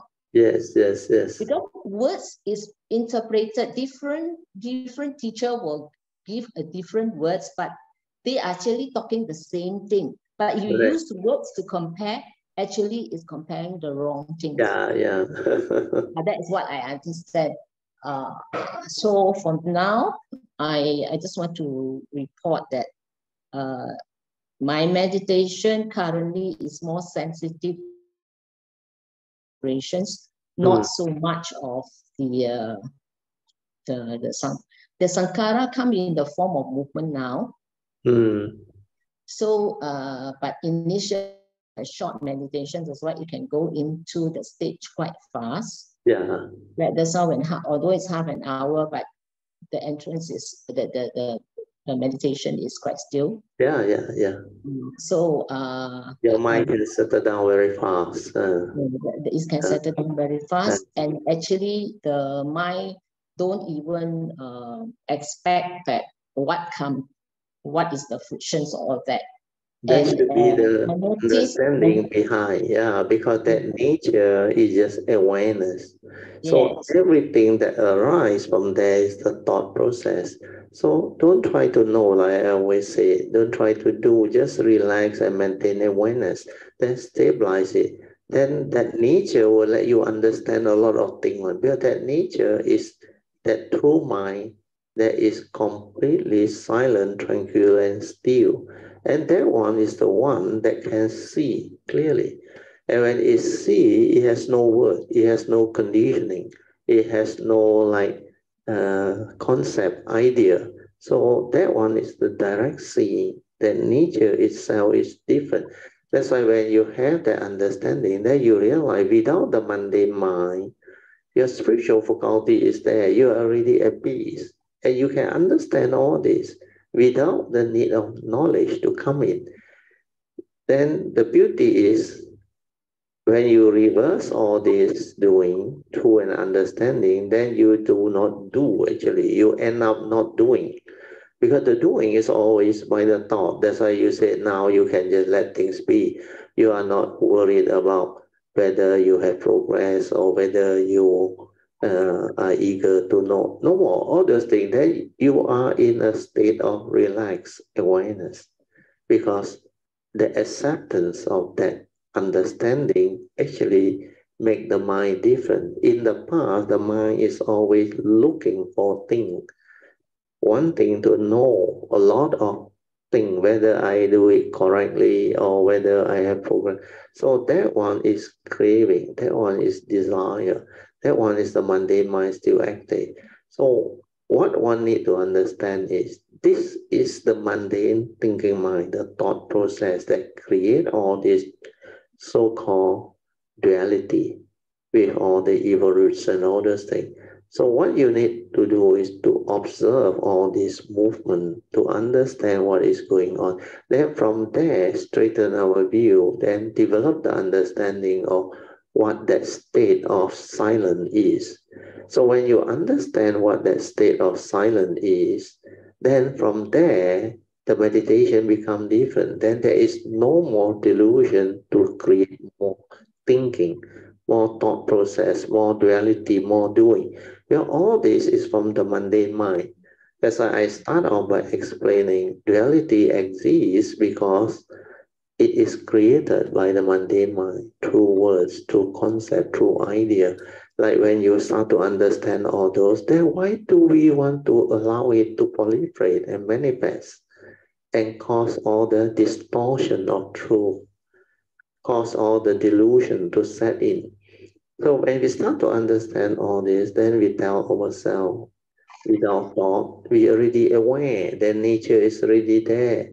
So as long as you can let things be and allow it to be, then the meditation becomes different, transform, and you become like suddenly you realize no longer like last time, being drawn by all those things, being conditioned into all those views, opinion, knowledge, and all those things. Then when all those things doesn't disturb you, then you realize that awareness nature is peaceful, tranquil, still. And that is the one that can observe and see. But to understand that that nature and the thinking mind, the two are very near, and they can just move into the thought process very fast. That is the wisdom part. So when you start to see that, then you understand the first two links, avijja, paccaya, sankhara. Because avijja is what? Ignorant, lack of understanding. And what is ignorant? Not understanding the truth. So when you don't understand what you do, you want to know. Wanting to know, wanting to be right, wanting to develop all the knowledge is the one that drives you to think. That's why avijja, paccaya, sankhara, that one thing is the one that creates sankhara activity, the thinking. Then you realize, what is there to know? Well, all these are creation from the mundane mind. So when there is no avijja, means no craving, no desire, nothing. So I just allow that mind to be. When I allow that mind to be, everything falls into place. Then because I am a form and mind, that form and mind which is karmically conditioned for my nature to come, is not a permanent unchanging entity. And I have to understand that and see that. So the aggregates of mind that keep on arising and passing away because we have the six sense bases upon contact, all this arise. This one you must, through the silent mind, mindfulness, awareness, observe silently to understand, not through knowledge, not to straight away entangle into Dhamma knowledge and say, yeah, this is a sixth sense or this. No, silent everything and see it happening. Then when it happens, you come out of it, then you realize this is what the Buddha meant. That's the awareness of it is the wisdom that arises, that confirm what the Buddha said about the form and mind. Then you realize this form and mind is not a being, not a permanent entity. It's all the sense bases and the sense data and the mundane mind that is trapped inside. And when the three come together, it triggers off mundane consciousness. Then the content of consciousness, how we go in, is from the brain, the memory, the views, the opinion. So when you start to see all this, you start to understand how you function as a human being. Who are you? That's why that topic is a very wide topic, like you mentioned just now. You have to understand all this. Then you start to understand how thought divine through words, through concept. And then when all this fall into place, you are no longer deluded by the things that thought create. Where thought is limited in the sense that it is limited by the content of consciousness that it input, and that is from memory, which is of the past. So thought cannot be in the moment to understand what is going on. Thought is always from memory, from our views, opinion, conditioning, belief system. And all this movement of thought is not a reality. The reality is within that moment, if there is no delusion, no fear, all this movement cannot arise. That's why avijja paccaya sankhara cannot arise. Without avijja, it's just vijja. Vijja means wisdom. That's why I always say it's only wisdom that free. When you understand, you're no longer deluded, then all this feel to have power over you. Then you won't ask questions already. You won't chase after them. You just let things be. Then everything fall into place. Because when you don't do anything, like the third way that the Buddha teach, then you realize whatever mind state that arise, they will return to the natural state of silence, tranquility, stillness. Then you realize this is how you free. You don't need to do anything. Then you realize anger was never you. Fear was never you. Delusion was never you. All these are dependent, originating, condition arising, causal phenomena created by thought through the mundane activity of mind, mundane movement of mind, born of avijja. And this is how the process actually reveals itself. That's why we need mindfulness, awareness to see all this, to understand all this. Then, like what you have come to understand and realize is the beginning of actually a very, very profound process of awakening. Because you start to understand when you reverse all this without all your views, opinion, and conditioning, and the rigid way of doing things, when you just like, you want to give up, you don't know. You assume you don't know, you start with a clean slate, then you just want to be in the state of unknowing. When you say you don't know, that is you begin to investigate. When you say you know, you cannot investigate one, because that knowledge prevent you from seeing, from understanding and investigating. But when I say I don't know, means I find out, isn't it? And then I can find out. But if I don't say I don't know, I cannot find out, means I always use this knowledge to go after things, to meditate, to understand, to do. So knowledge is always of the memory, the views, the opinion, the conditioning from the mundane mind. It's not from the awareness. It's not from what you observe in the moment. It's not the direct seeing, it's not the awakening. That's why that realization is very important. And that is the beginning of all understanding. So your reversal of approach to understand this has helped you actually. And this one, you need to actually stabilize it. Then when you stabilize it, when you are able to observe more and more, then all the understanding that I explained and mentioned will fall into place and become clearer and clearer and clearer. Then in the not too long, you will have that very penetrative understanding and become very different again. Okay, Wesley? Started to you, huh? Yeah, Bracho. After knowing what is awareness, there is in the one meditations, it arises 3 like a PowerPoint proverbs. Very big. In the meditation itself, it says 万象转境，保持清净。Oh, good. That one is really good. 未起先灭。But when I come out from meditation, the first two slides are very clear. Yeah. But that time when this happening, there is a slight vibration at the heart area. But the third one, I totally cannot remember. 未起先灭, I cannot remember. Then when it come to after 4 days, suddenly one incident happens. Then I saw there's nothing arises in the mind. Yeah, because the true mind has nothing. Then only this come to the understanding arises. Yeah, I got it. And that allowed me to see how past my duality is.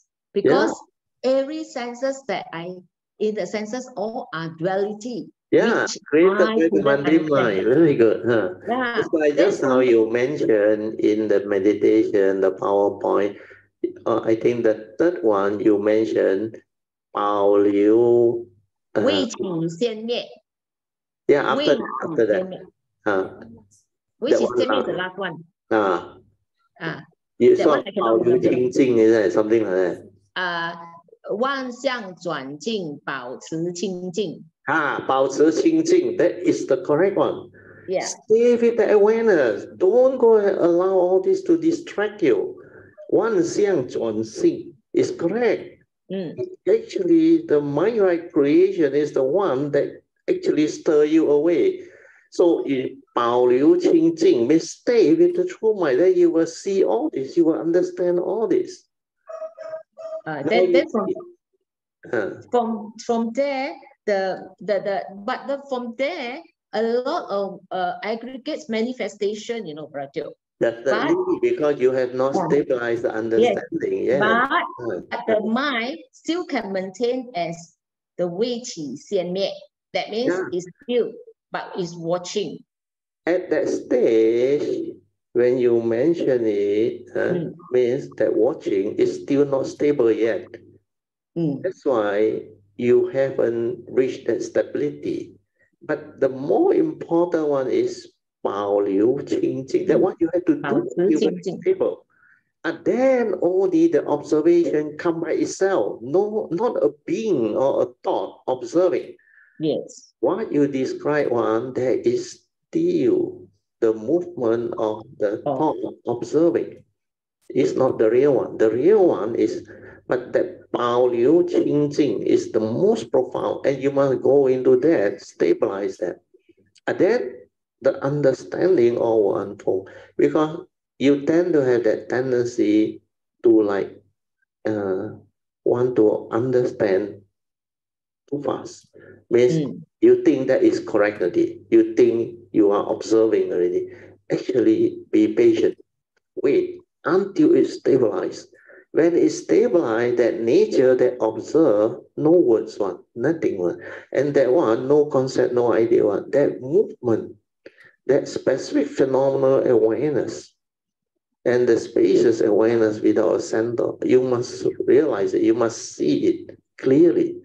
That's why I say mindfulness of whatever that is arising. At the moment of it is arising, sustaining and passing away without word. Just the awareness. But because I have to describe it, I have to use word. So at that point, when your stability of mindfulness, 保留清净, when you can stabilize that, then that one observe, no word one. That is the real observation. Then from there, the direct seeing, the silent mind, will insight into phenomena and awaken. Then all those minds are saying that you have read through or been taught, they start to become meaningful. They start to awaken. That's why last time I remember you asked me what your poem Sang Lao wrote. Those were beautiful. 起心动念，无念就是真心。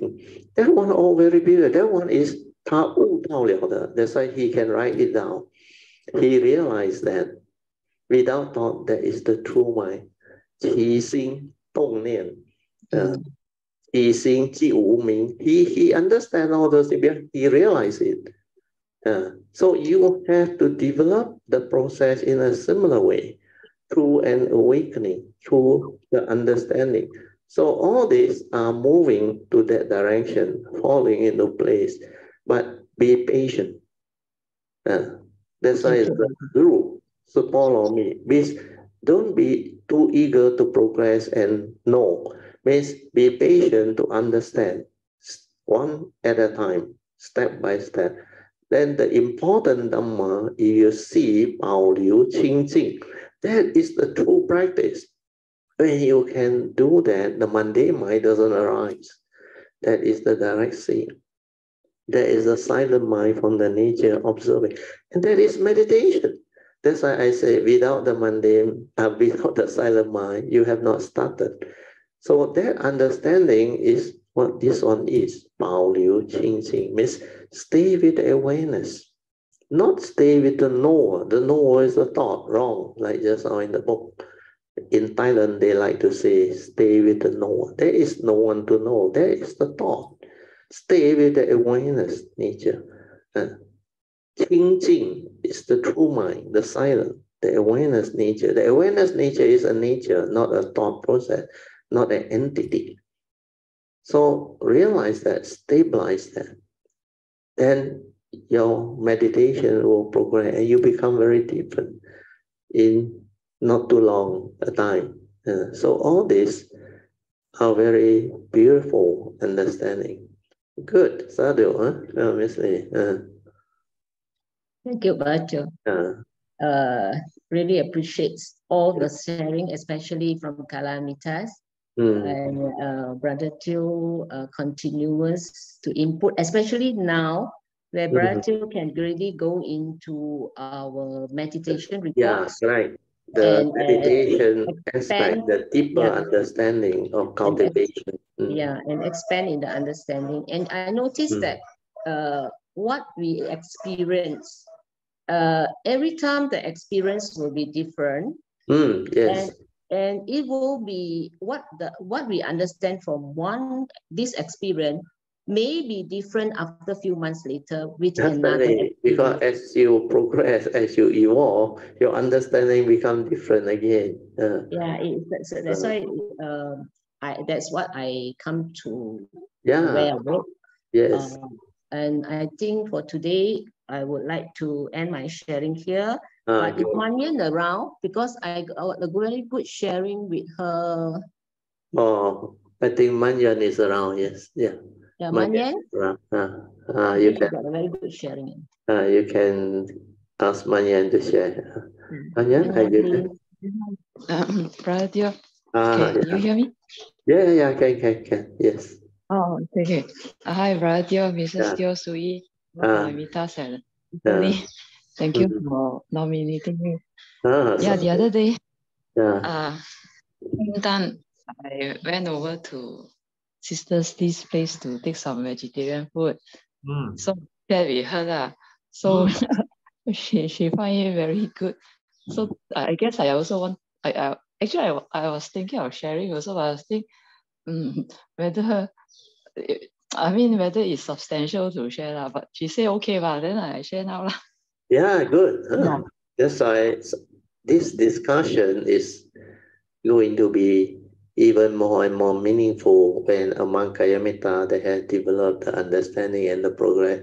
When you start to share certain type of Dhamma, it will actually bring forth the causes and condition for deeper understanding the surface. That's why Alicia in the early day also every time they discuss the song they all. And sometimes PG will talk to Pali and all those things. Then all this discussion can turn out to be very beautiful and meaningful. Then sometimes it's song like sharing with Jin Hao they all. So all this can become really part of the Dhamma discussion that bring forth the causes and conditions for Dhamma to manifest and unfold. Good. So you should share. So what do you all discuss? Yeah. Oh, I was telling her that after I came back from Cameron Highlands, Yes. I felt that sometimes during my daily life, I feel something different. Like there was a incident. Actually, sometimes I cannot recall what happened, but after talking to her, I recall what already. There was one time I was talking to my father, and then I remember getting a bit woke up and unhappy. Yeah. Then the feeling of yes. It came out, but then the next instant suddenly I become very calm, Yeah, because of your understanding, the Uniso Manasikara, the awareness, straight away it will prompt you. And you will know what to do. I didn't force it. It just come out by naturally it come out then you become very calm one. You don't need to do anything. Yeah, very calm, and perhaps that was some happiness there somewhere. One moment the joy. Unhappy, the other moment it could change like that. Yeah, and then it's just switch over. That's why I say it switch over like that. Like the pump, flip over, gone already. Correct, flip over. And then there was some understanding. Your father don't mean that way. Sadhu. So when I have this understanding, my father didn't mean it that way. He mean it another way. Suddenly, that earlier feeling gone, all gone. Yeah, because that is the one that stir. When you have the understanding already, then the whole thing disappears. That's why without the wrong view, the mind straight away settle down. When the mind is caught in delusion with the wrong view, it stirs. And a cultivator can have the ability because there is sensitivity. There is this ability of the mind to feel, to be sensitive for what is going on. Then the Uniso Manasikara that understand will prompt you. Like in your case, is come out with a different message. Your father didn't mean that. And straight away you become peaceful. That's not because you saw it. Your father actually didn't mean that. Means he is not purposely, he wants to make life difficult for you. Or then straight away, you become peaceful. Then later on, a deeper understanding will arise. Even if he purposely mean it or what, you will come to the understanding he is the way he is. Understand? He is the way he is conditioned into. Then he will do things according to his views, opinion, and conditioning and belief system. Then you can accept him for what he is. So all this understanding, they will have the ability to enable you to apply across the whole spectrum of cultivator or beings that you come to encounter with in life. Not only your father, anybody. You will manifest that same understanding. They are just normal living beings, human beings, from a mind, having their own conditioning, views, opinion, and understanding. So accordingly, all this movement and understanding will be there when you have the cultivation. So this is very good, the beginning of what they call development of deeper and deeper understanding of what the mundane mind is all about. When it sees all this is what the training of mind to be aware, to be sensitive. When the Dhamma knowledge is there, or wisdom develop, slowly it will make you different, like you came to know through discussing with Miss Lee. You realize all this in the past you cannot experience, you cannot go through, you cannot have. It's because that time you are so conditioned, you are like so rigid. Then you will react very fast, you get angry very fast. But now the mind is different after the retreat come back, because you know how to relax into whatever mind state that arise. Then you get to realize that awareness nature, and you can now easily relax and meditate. I in the retreat there, half an hour, 45 minutes, and 1 hour, and become very quiet, very peaceful. And that is a transformation. That is how your nature develops. And then when you are able to have more and more of that, your silent mind, your awareness nature is the one that continue to transform you and make you different. Then your daily life, all they will fall into place. And your ability to understand all this with that direct seeing, the wisdom, the understanding will make you different again. So all this is a transformation process that will continue to move. Before you have all this ability to be aware of the true mind, the silent mind, all this cannot happen on. That's why it has to start with the silent mind, the awareness that develop the stability. Then from there, a lot of these things that you all start to experience and describe, they will surface. But before that cannot. Those who are doing thought-based on, cannot. But they don't have the ability to develop those understanding. Okay, yeah, Mayan, very good. Sadhu, you continue here. Then there was another instance also. I booked a lodging, so I pay up everything, you know. Then my father said, hey, can still cancel if you don't go. Then I say, at first I thought can, so I told him can, and I did a few days before.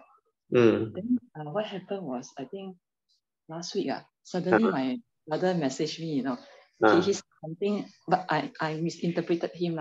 I thought he said, oh, I have to work that day, I cannot go. I thought it was like that, but actually it wasn't. So the moment I saw that message, wow, I can feel panic because I pay everything already. Panic, and then the heat coming out, perspired somehow. Yeah, that's how the mundane mind stir very fast. Not refundable, yeah. Die this time. But this time, different from the earlier one. There was no flip, no peace or like happiness. This one different. This time was when I was experiencing this, and continue to experience that kind of fear. Suddenly there was like a way out, you know, saying that, so what? Cannot cancel, but there must be a solution. Yeah. There will be a solution. Go find another person to replace your brother. Sadhu. I think if last time I will panic until the end. Until cannot eat, cannot sleep. But this time at least the mind has become different. So what? That is the reality. Then think of a solution. Understand? That's how you resolve issue. That's why apply Noble Eightfold Path, right view, condition, right thought. No more negativity. But the truth is, the reality is, cannot refund, cannot cancel. So you have to think of a way out. So to solve life problem is to develop the Noble Eightfold Path without negativity, to resolve things amicably. That is the function of Dhamma. That's why walk the path of Dhamma, resolve it amicably via the Dhamma way. Dhamma way is over Eightfold Path, right view leading to right thought, no negativity.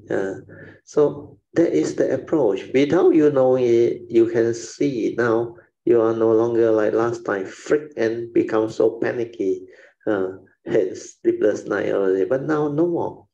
So what? It cannot miss. I try to get somebody to replace him or whatever. So even finally we have to burn. We have to burn. I remember last time we actually our whole family we planned the Japan trip or thing. So I bought my ticket, everything already. Then I suddenly after a while before that trip, I had to go through the NGO. There was 2013, I think about 9 over to 10 years ago, coming to 10 years already. So at that time, I didn't panic. I said, burn lah. Then if got insurance, we claim lah. No insurance also, never mind. So later on, I think my son checked with the airline. If it's not due to my fault because I got medical thing to prove, I think he managed to get the whole refund for my ticket, because I can't fly is because of the angel. It's not because of anything else. So if you had bought the insurance, even if your taxi got problem or whatnot, it's like they call, they use this word, what, force majeure. It's not due to your fault. You can actually claim. Most airline ticket is actually covered by all this. So you have to talk to the airline people nicely, and you say why you can't go and all those things. Then when that airline listen to you, then they can advise you, in this case, whether you can claim back whatever amount that you're supposed to claim back. Then you just apply the best of what you understand. Talk to them nicely and ask them to help you resolve all this. So just let it be, because meant to be will be. So all this, it can happen on. And your ticket is not much, is it? Oh, it's just the lodging, like lodging. Yeah, lodging and all those things. The whole flight for my whole family to Japan. That time, whole family, relative, or just you? Whole family. But because I was the only one who cannot go, so when I cannot go, they also don't want to go. So because of that, but my son actually managed to claim me back for me. Wow, very good. The rest, but I think for my son, he got back certain percentage. I forgot already. But that is the reality. No need to panic. So what? Condition like that, things will be like that. Thing is just the way it is. You complain also no use. I always say we got two choices. Yeah? Become panicky and worry about it and curse ourselves or all this type of thing. No use. Well, these are not the reality. The reality is after you make that decision, then that thing happened. So accept the reality. When you are in the position to accept the reality, realize you are at peace. What is being lost is just manipulating, and manipulating is not something like very, very important, in the sense that whatever, like my teacher say, whatever you lost is what you have gained, because if you have not gained them, how can you go and buy them? You must have gained them in one way or other, or earn them through whatever. So you can afford it, just let things be. Even if you find it costing you quite a bit, but we have to accept that these are reality. Reality is, truth is, suchness, tathata. This is the conditioned world. Conditioned world has its conditioned Dhamma. Then if you understand the law of karma, the law of mind. So all this will manifest in accordance, and there are causes and conditions behind.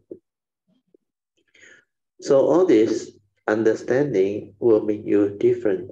So finally, what happened? You continue. Oh, then when my brother came back, I clarified with him lah. He didn't mean that he can't go, he can go. Just that the way he wrote the message was misleading to me. Yeah. So that was another one. Then got many examples. Then like last week, I went up to meet up with a friend that I haven't seen her for, I think, more than 20 years. Oh. So when she came and we sat down, first for a few times already, she canceled our engagement. I was okay, didn't like, you know. Not like last time, agitated, song, you know, even on that day, also she was late, but she told me, hey, I will be coming 1 hour later. And I was already on my way. So also no boson.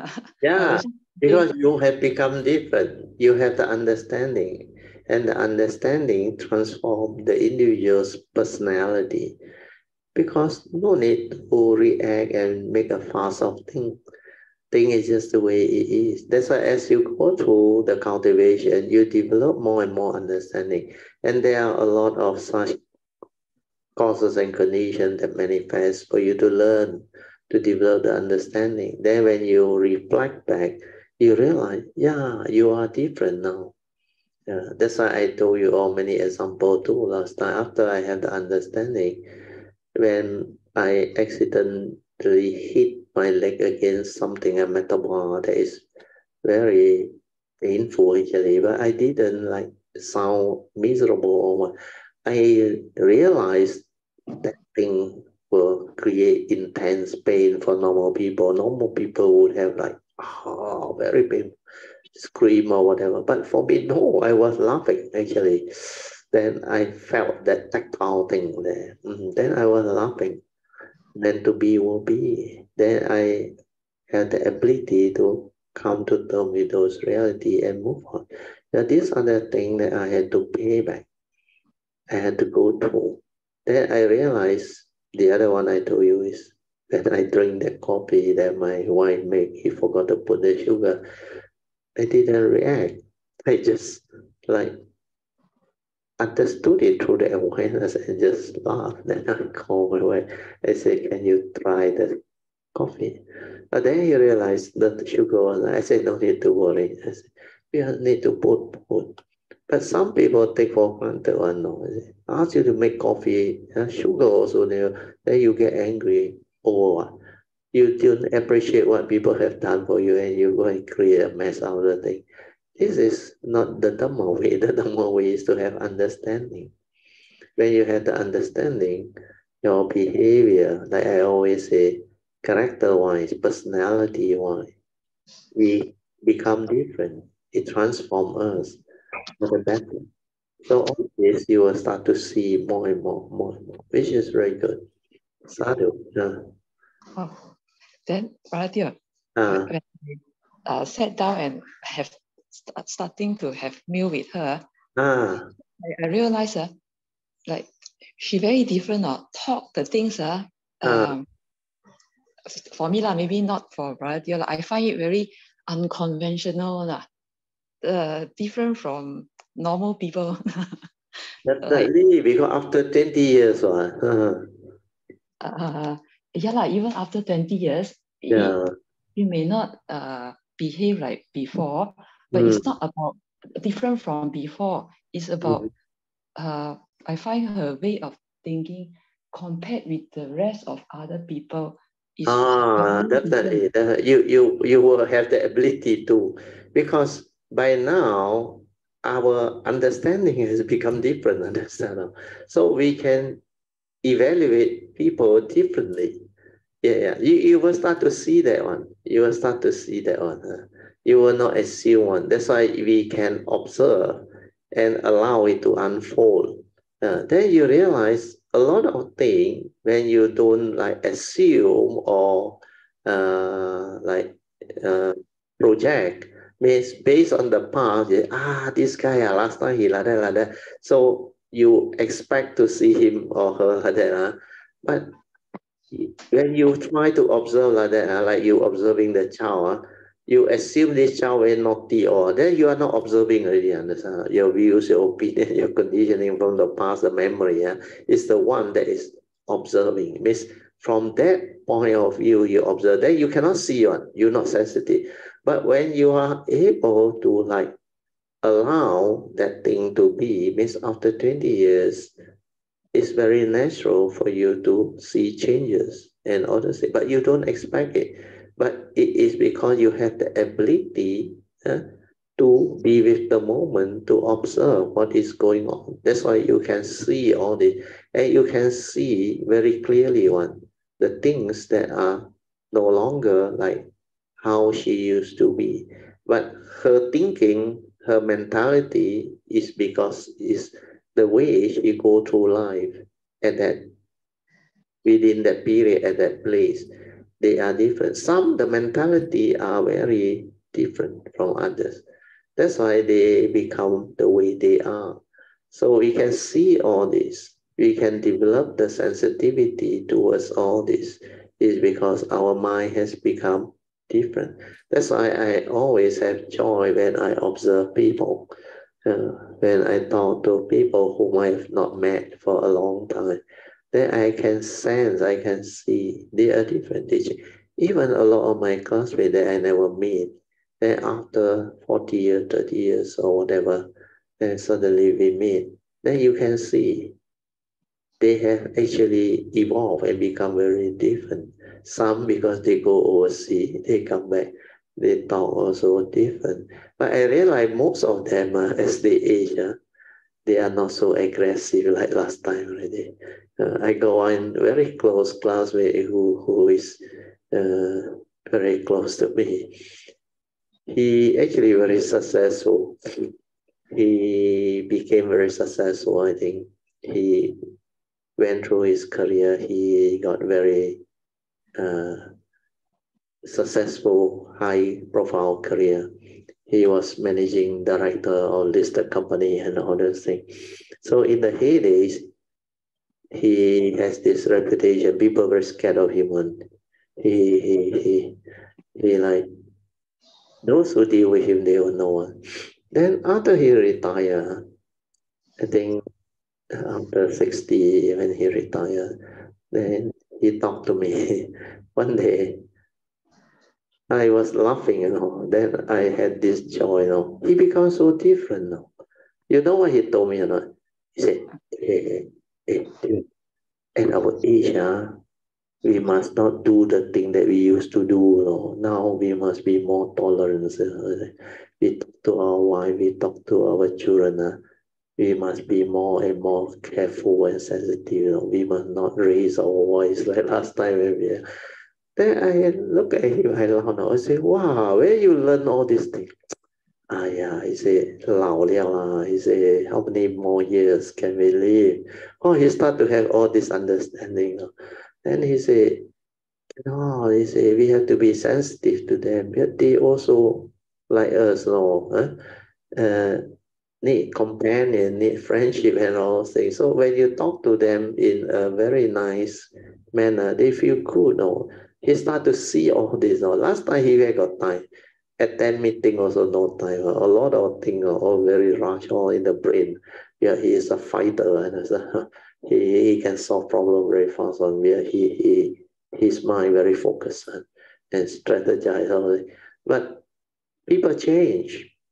You cannot like perceive a person because you have seen him like that, then you believe he will continue to be like, no, people can change. People can develop transformation.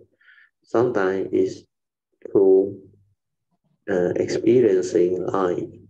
So these are the few that I saw change for the better. Change for the better. Oh, but this with this friend, the thing she said is different from me. So that's why I say that her thinking is different from conventional people. Yeah. But I was able to just listen to her and didn't like resist or tell her, hey, actually, no, you shouldn't do like that. Oh, that's very good. Means you accept her for what he is. Yeah, but maybe it is me because like I give you an example. He was telling me she's the second person that I know that did not take the vaccination. Actually, vaccines are bad, and she said she also didn't allow her son to take. And then she told me last time when her son were very young, if they fall sick and have fever, she will not take them to see a doctor because she said our body naturally can heal by themselves. And she said that what she did was let her son rest, maybe fast, and then drink a lot of water, which is different. That's why I say she's. But then when I listen to her, I didn't say, hey, wow, like that. Afterwards your son died. I didn't say. I just listened to her, and I okay. More. Inside me, I didn't fight. Yeah, you didn't have that type of negativity or thinking. Which after I came back, I thought, why you didn't have that? Correct. You realize you are different now. You are willing to be a good listener. Because actually, based on what you share, she has her logic. Because when I look back when I was young, I actually went through life the way actually she attend to her son. I seldom see doctor one. Where got time for doctor at that time? Seldom one. Because we play, we get all the trouble and the problem. Then the time I told you when I was young, I was having this very severe type of sinusitis. The nose there. I have a lot of phlegm and all those things. Then my father, of course, give me this cow emotion, the fish oil thing. Of course, that one I take, but it helps a bit. But it doesn't help me much because the place I stay is very dusty. That place a lot of dust on. Then I think my nose was sensitive, and later on when I grow up, I realized I had to pay back that karmic because there were certain like I must have caused suffocation to these animals. But this time it so happened when I was about 13 years old or what. My mother asked me, we caught a rat, rat, rat 老鼠, in a trap that came. Then my mother said, go and dispose it off. I was having big problem at that time because I cannot kill, I cannot honest. So I say, how? I say, very difficult. So finally, the bright idea come up. Maybe just throw the whole netting together with the rat into the pool of water and let it suffocate. So that was the idea. So I throw it down. Then I realized that thing didn't die, but I think I can sense the rat was suffocating. So finally, I took it out. Then when I have that sensation, then I realized that's how this thing come, that sinus thing come. Then later on, when I came to the university, I recovered already. Then my mother came and stayed with me. Then because of the karmic, when I was young, I actually did something that caused my mother's leg to have the phong sop of this thing. Because when I was young, he caned me. I struggled without intention.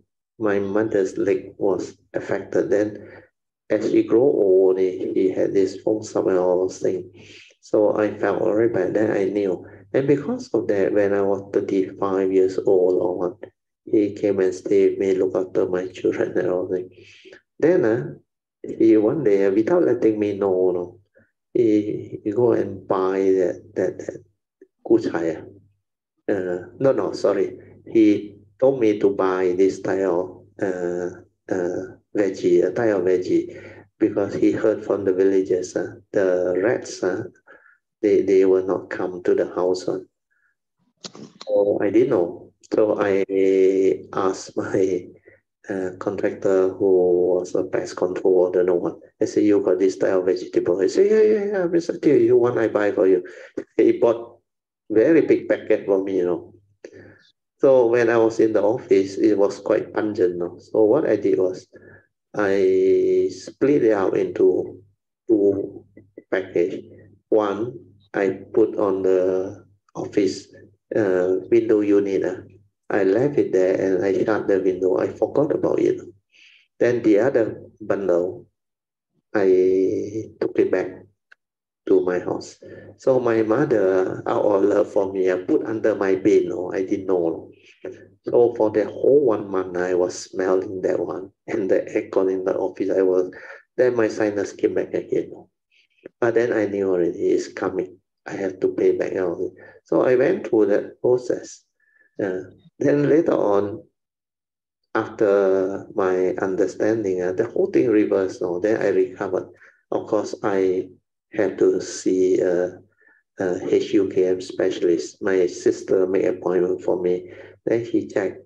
He said, don't worry. He said, my nose there is initial polyps. Actually, polyps can become cancer. That time, I think I was 40 over years old. I didn't know. Then he gave me this antibiotic, which I took. Then I recovered until now, completely gone. So it can be resolved when you have that understanding. Then all these things can happen. So what I want to share with you is when I was young, I also let the natural immunity. I drink tap water, all those things. I got no problem. Then I recover. Then later on, when I grew up, I realized my sinusitis is very serious one. Actually, that one they say can become hairku. What is it? The English word for hairku?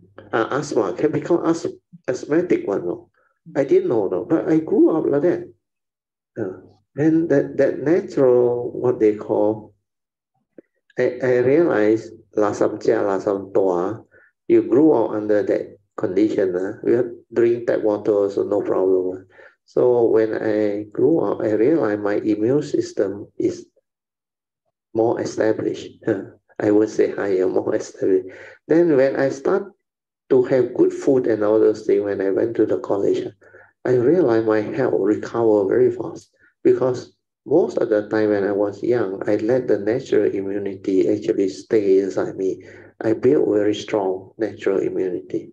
Then when you take a little bit of multivitamin or good food and all those nutritious food, your health immediately go up.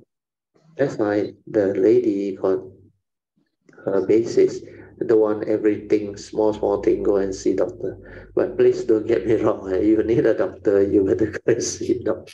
Yeah, nowadays doctors are different. They are much better. They know how to actually solve your health problem and all those things. Okay. Oh, sorry. Almost 6:06 already. I think we have to end. You got anything else? You just summarize. No more already. Just no more. Okay. Thank you for the sharing. So let us rejoice with the good sharing by Miss Lee and Man Yuan. Sadhu, sadhu, sadhu. Okay. Now we will do the closing puja, sharing of merit, starting with the demons.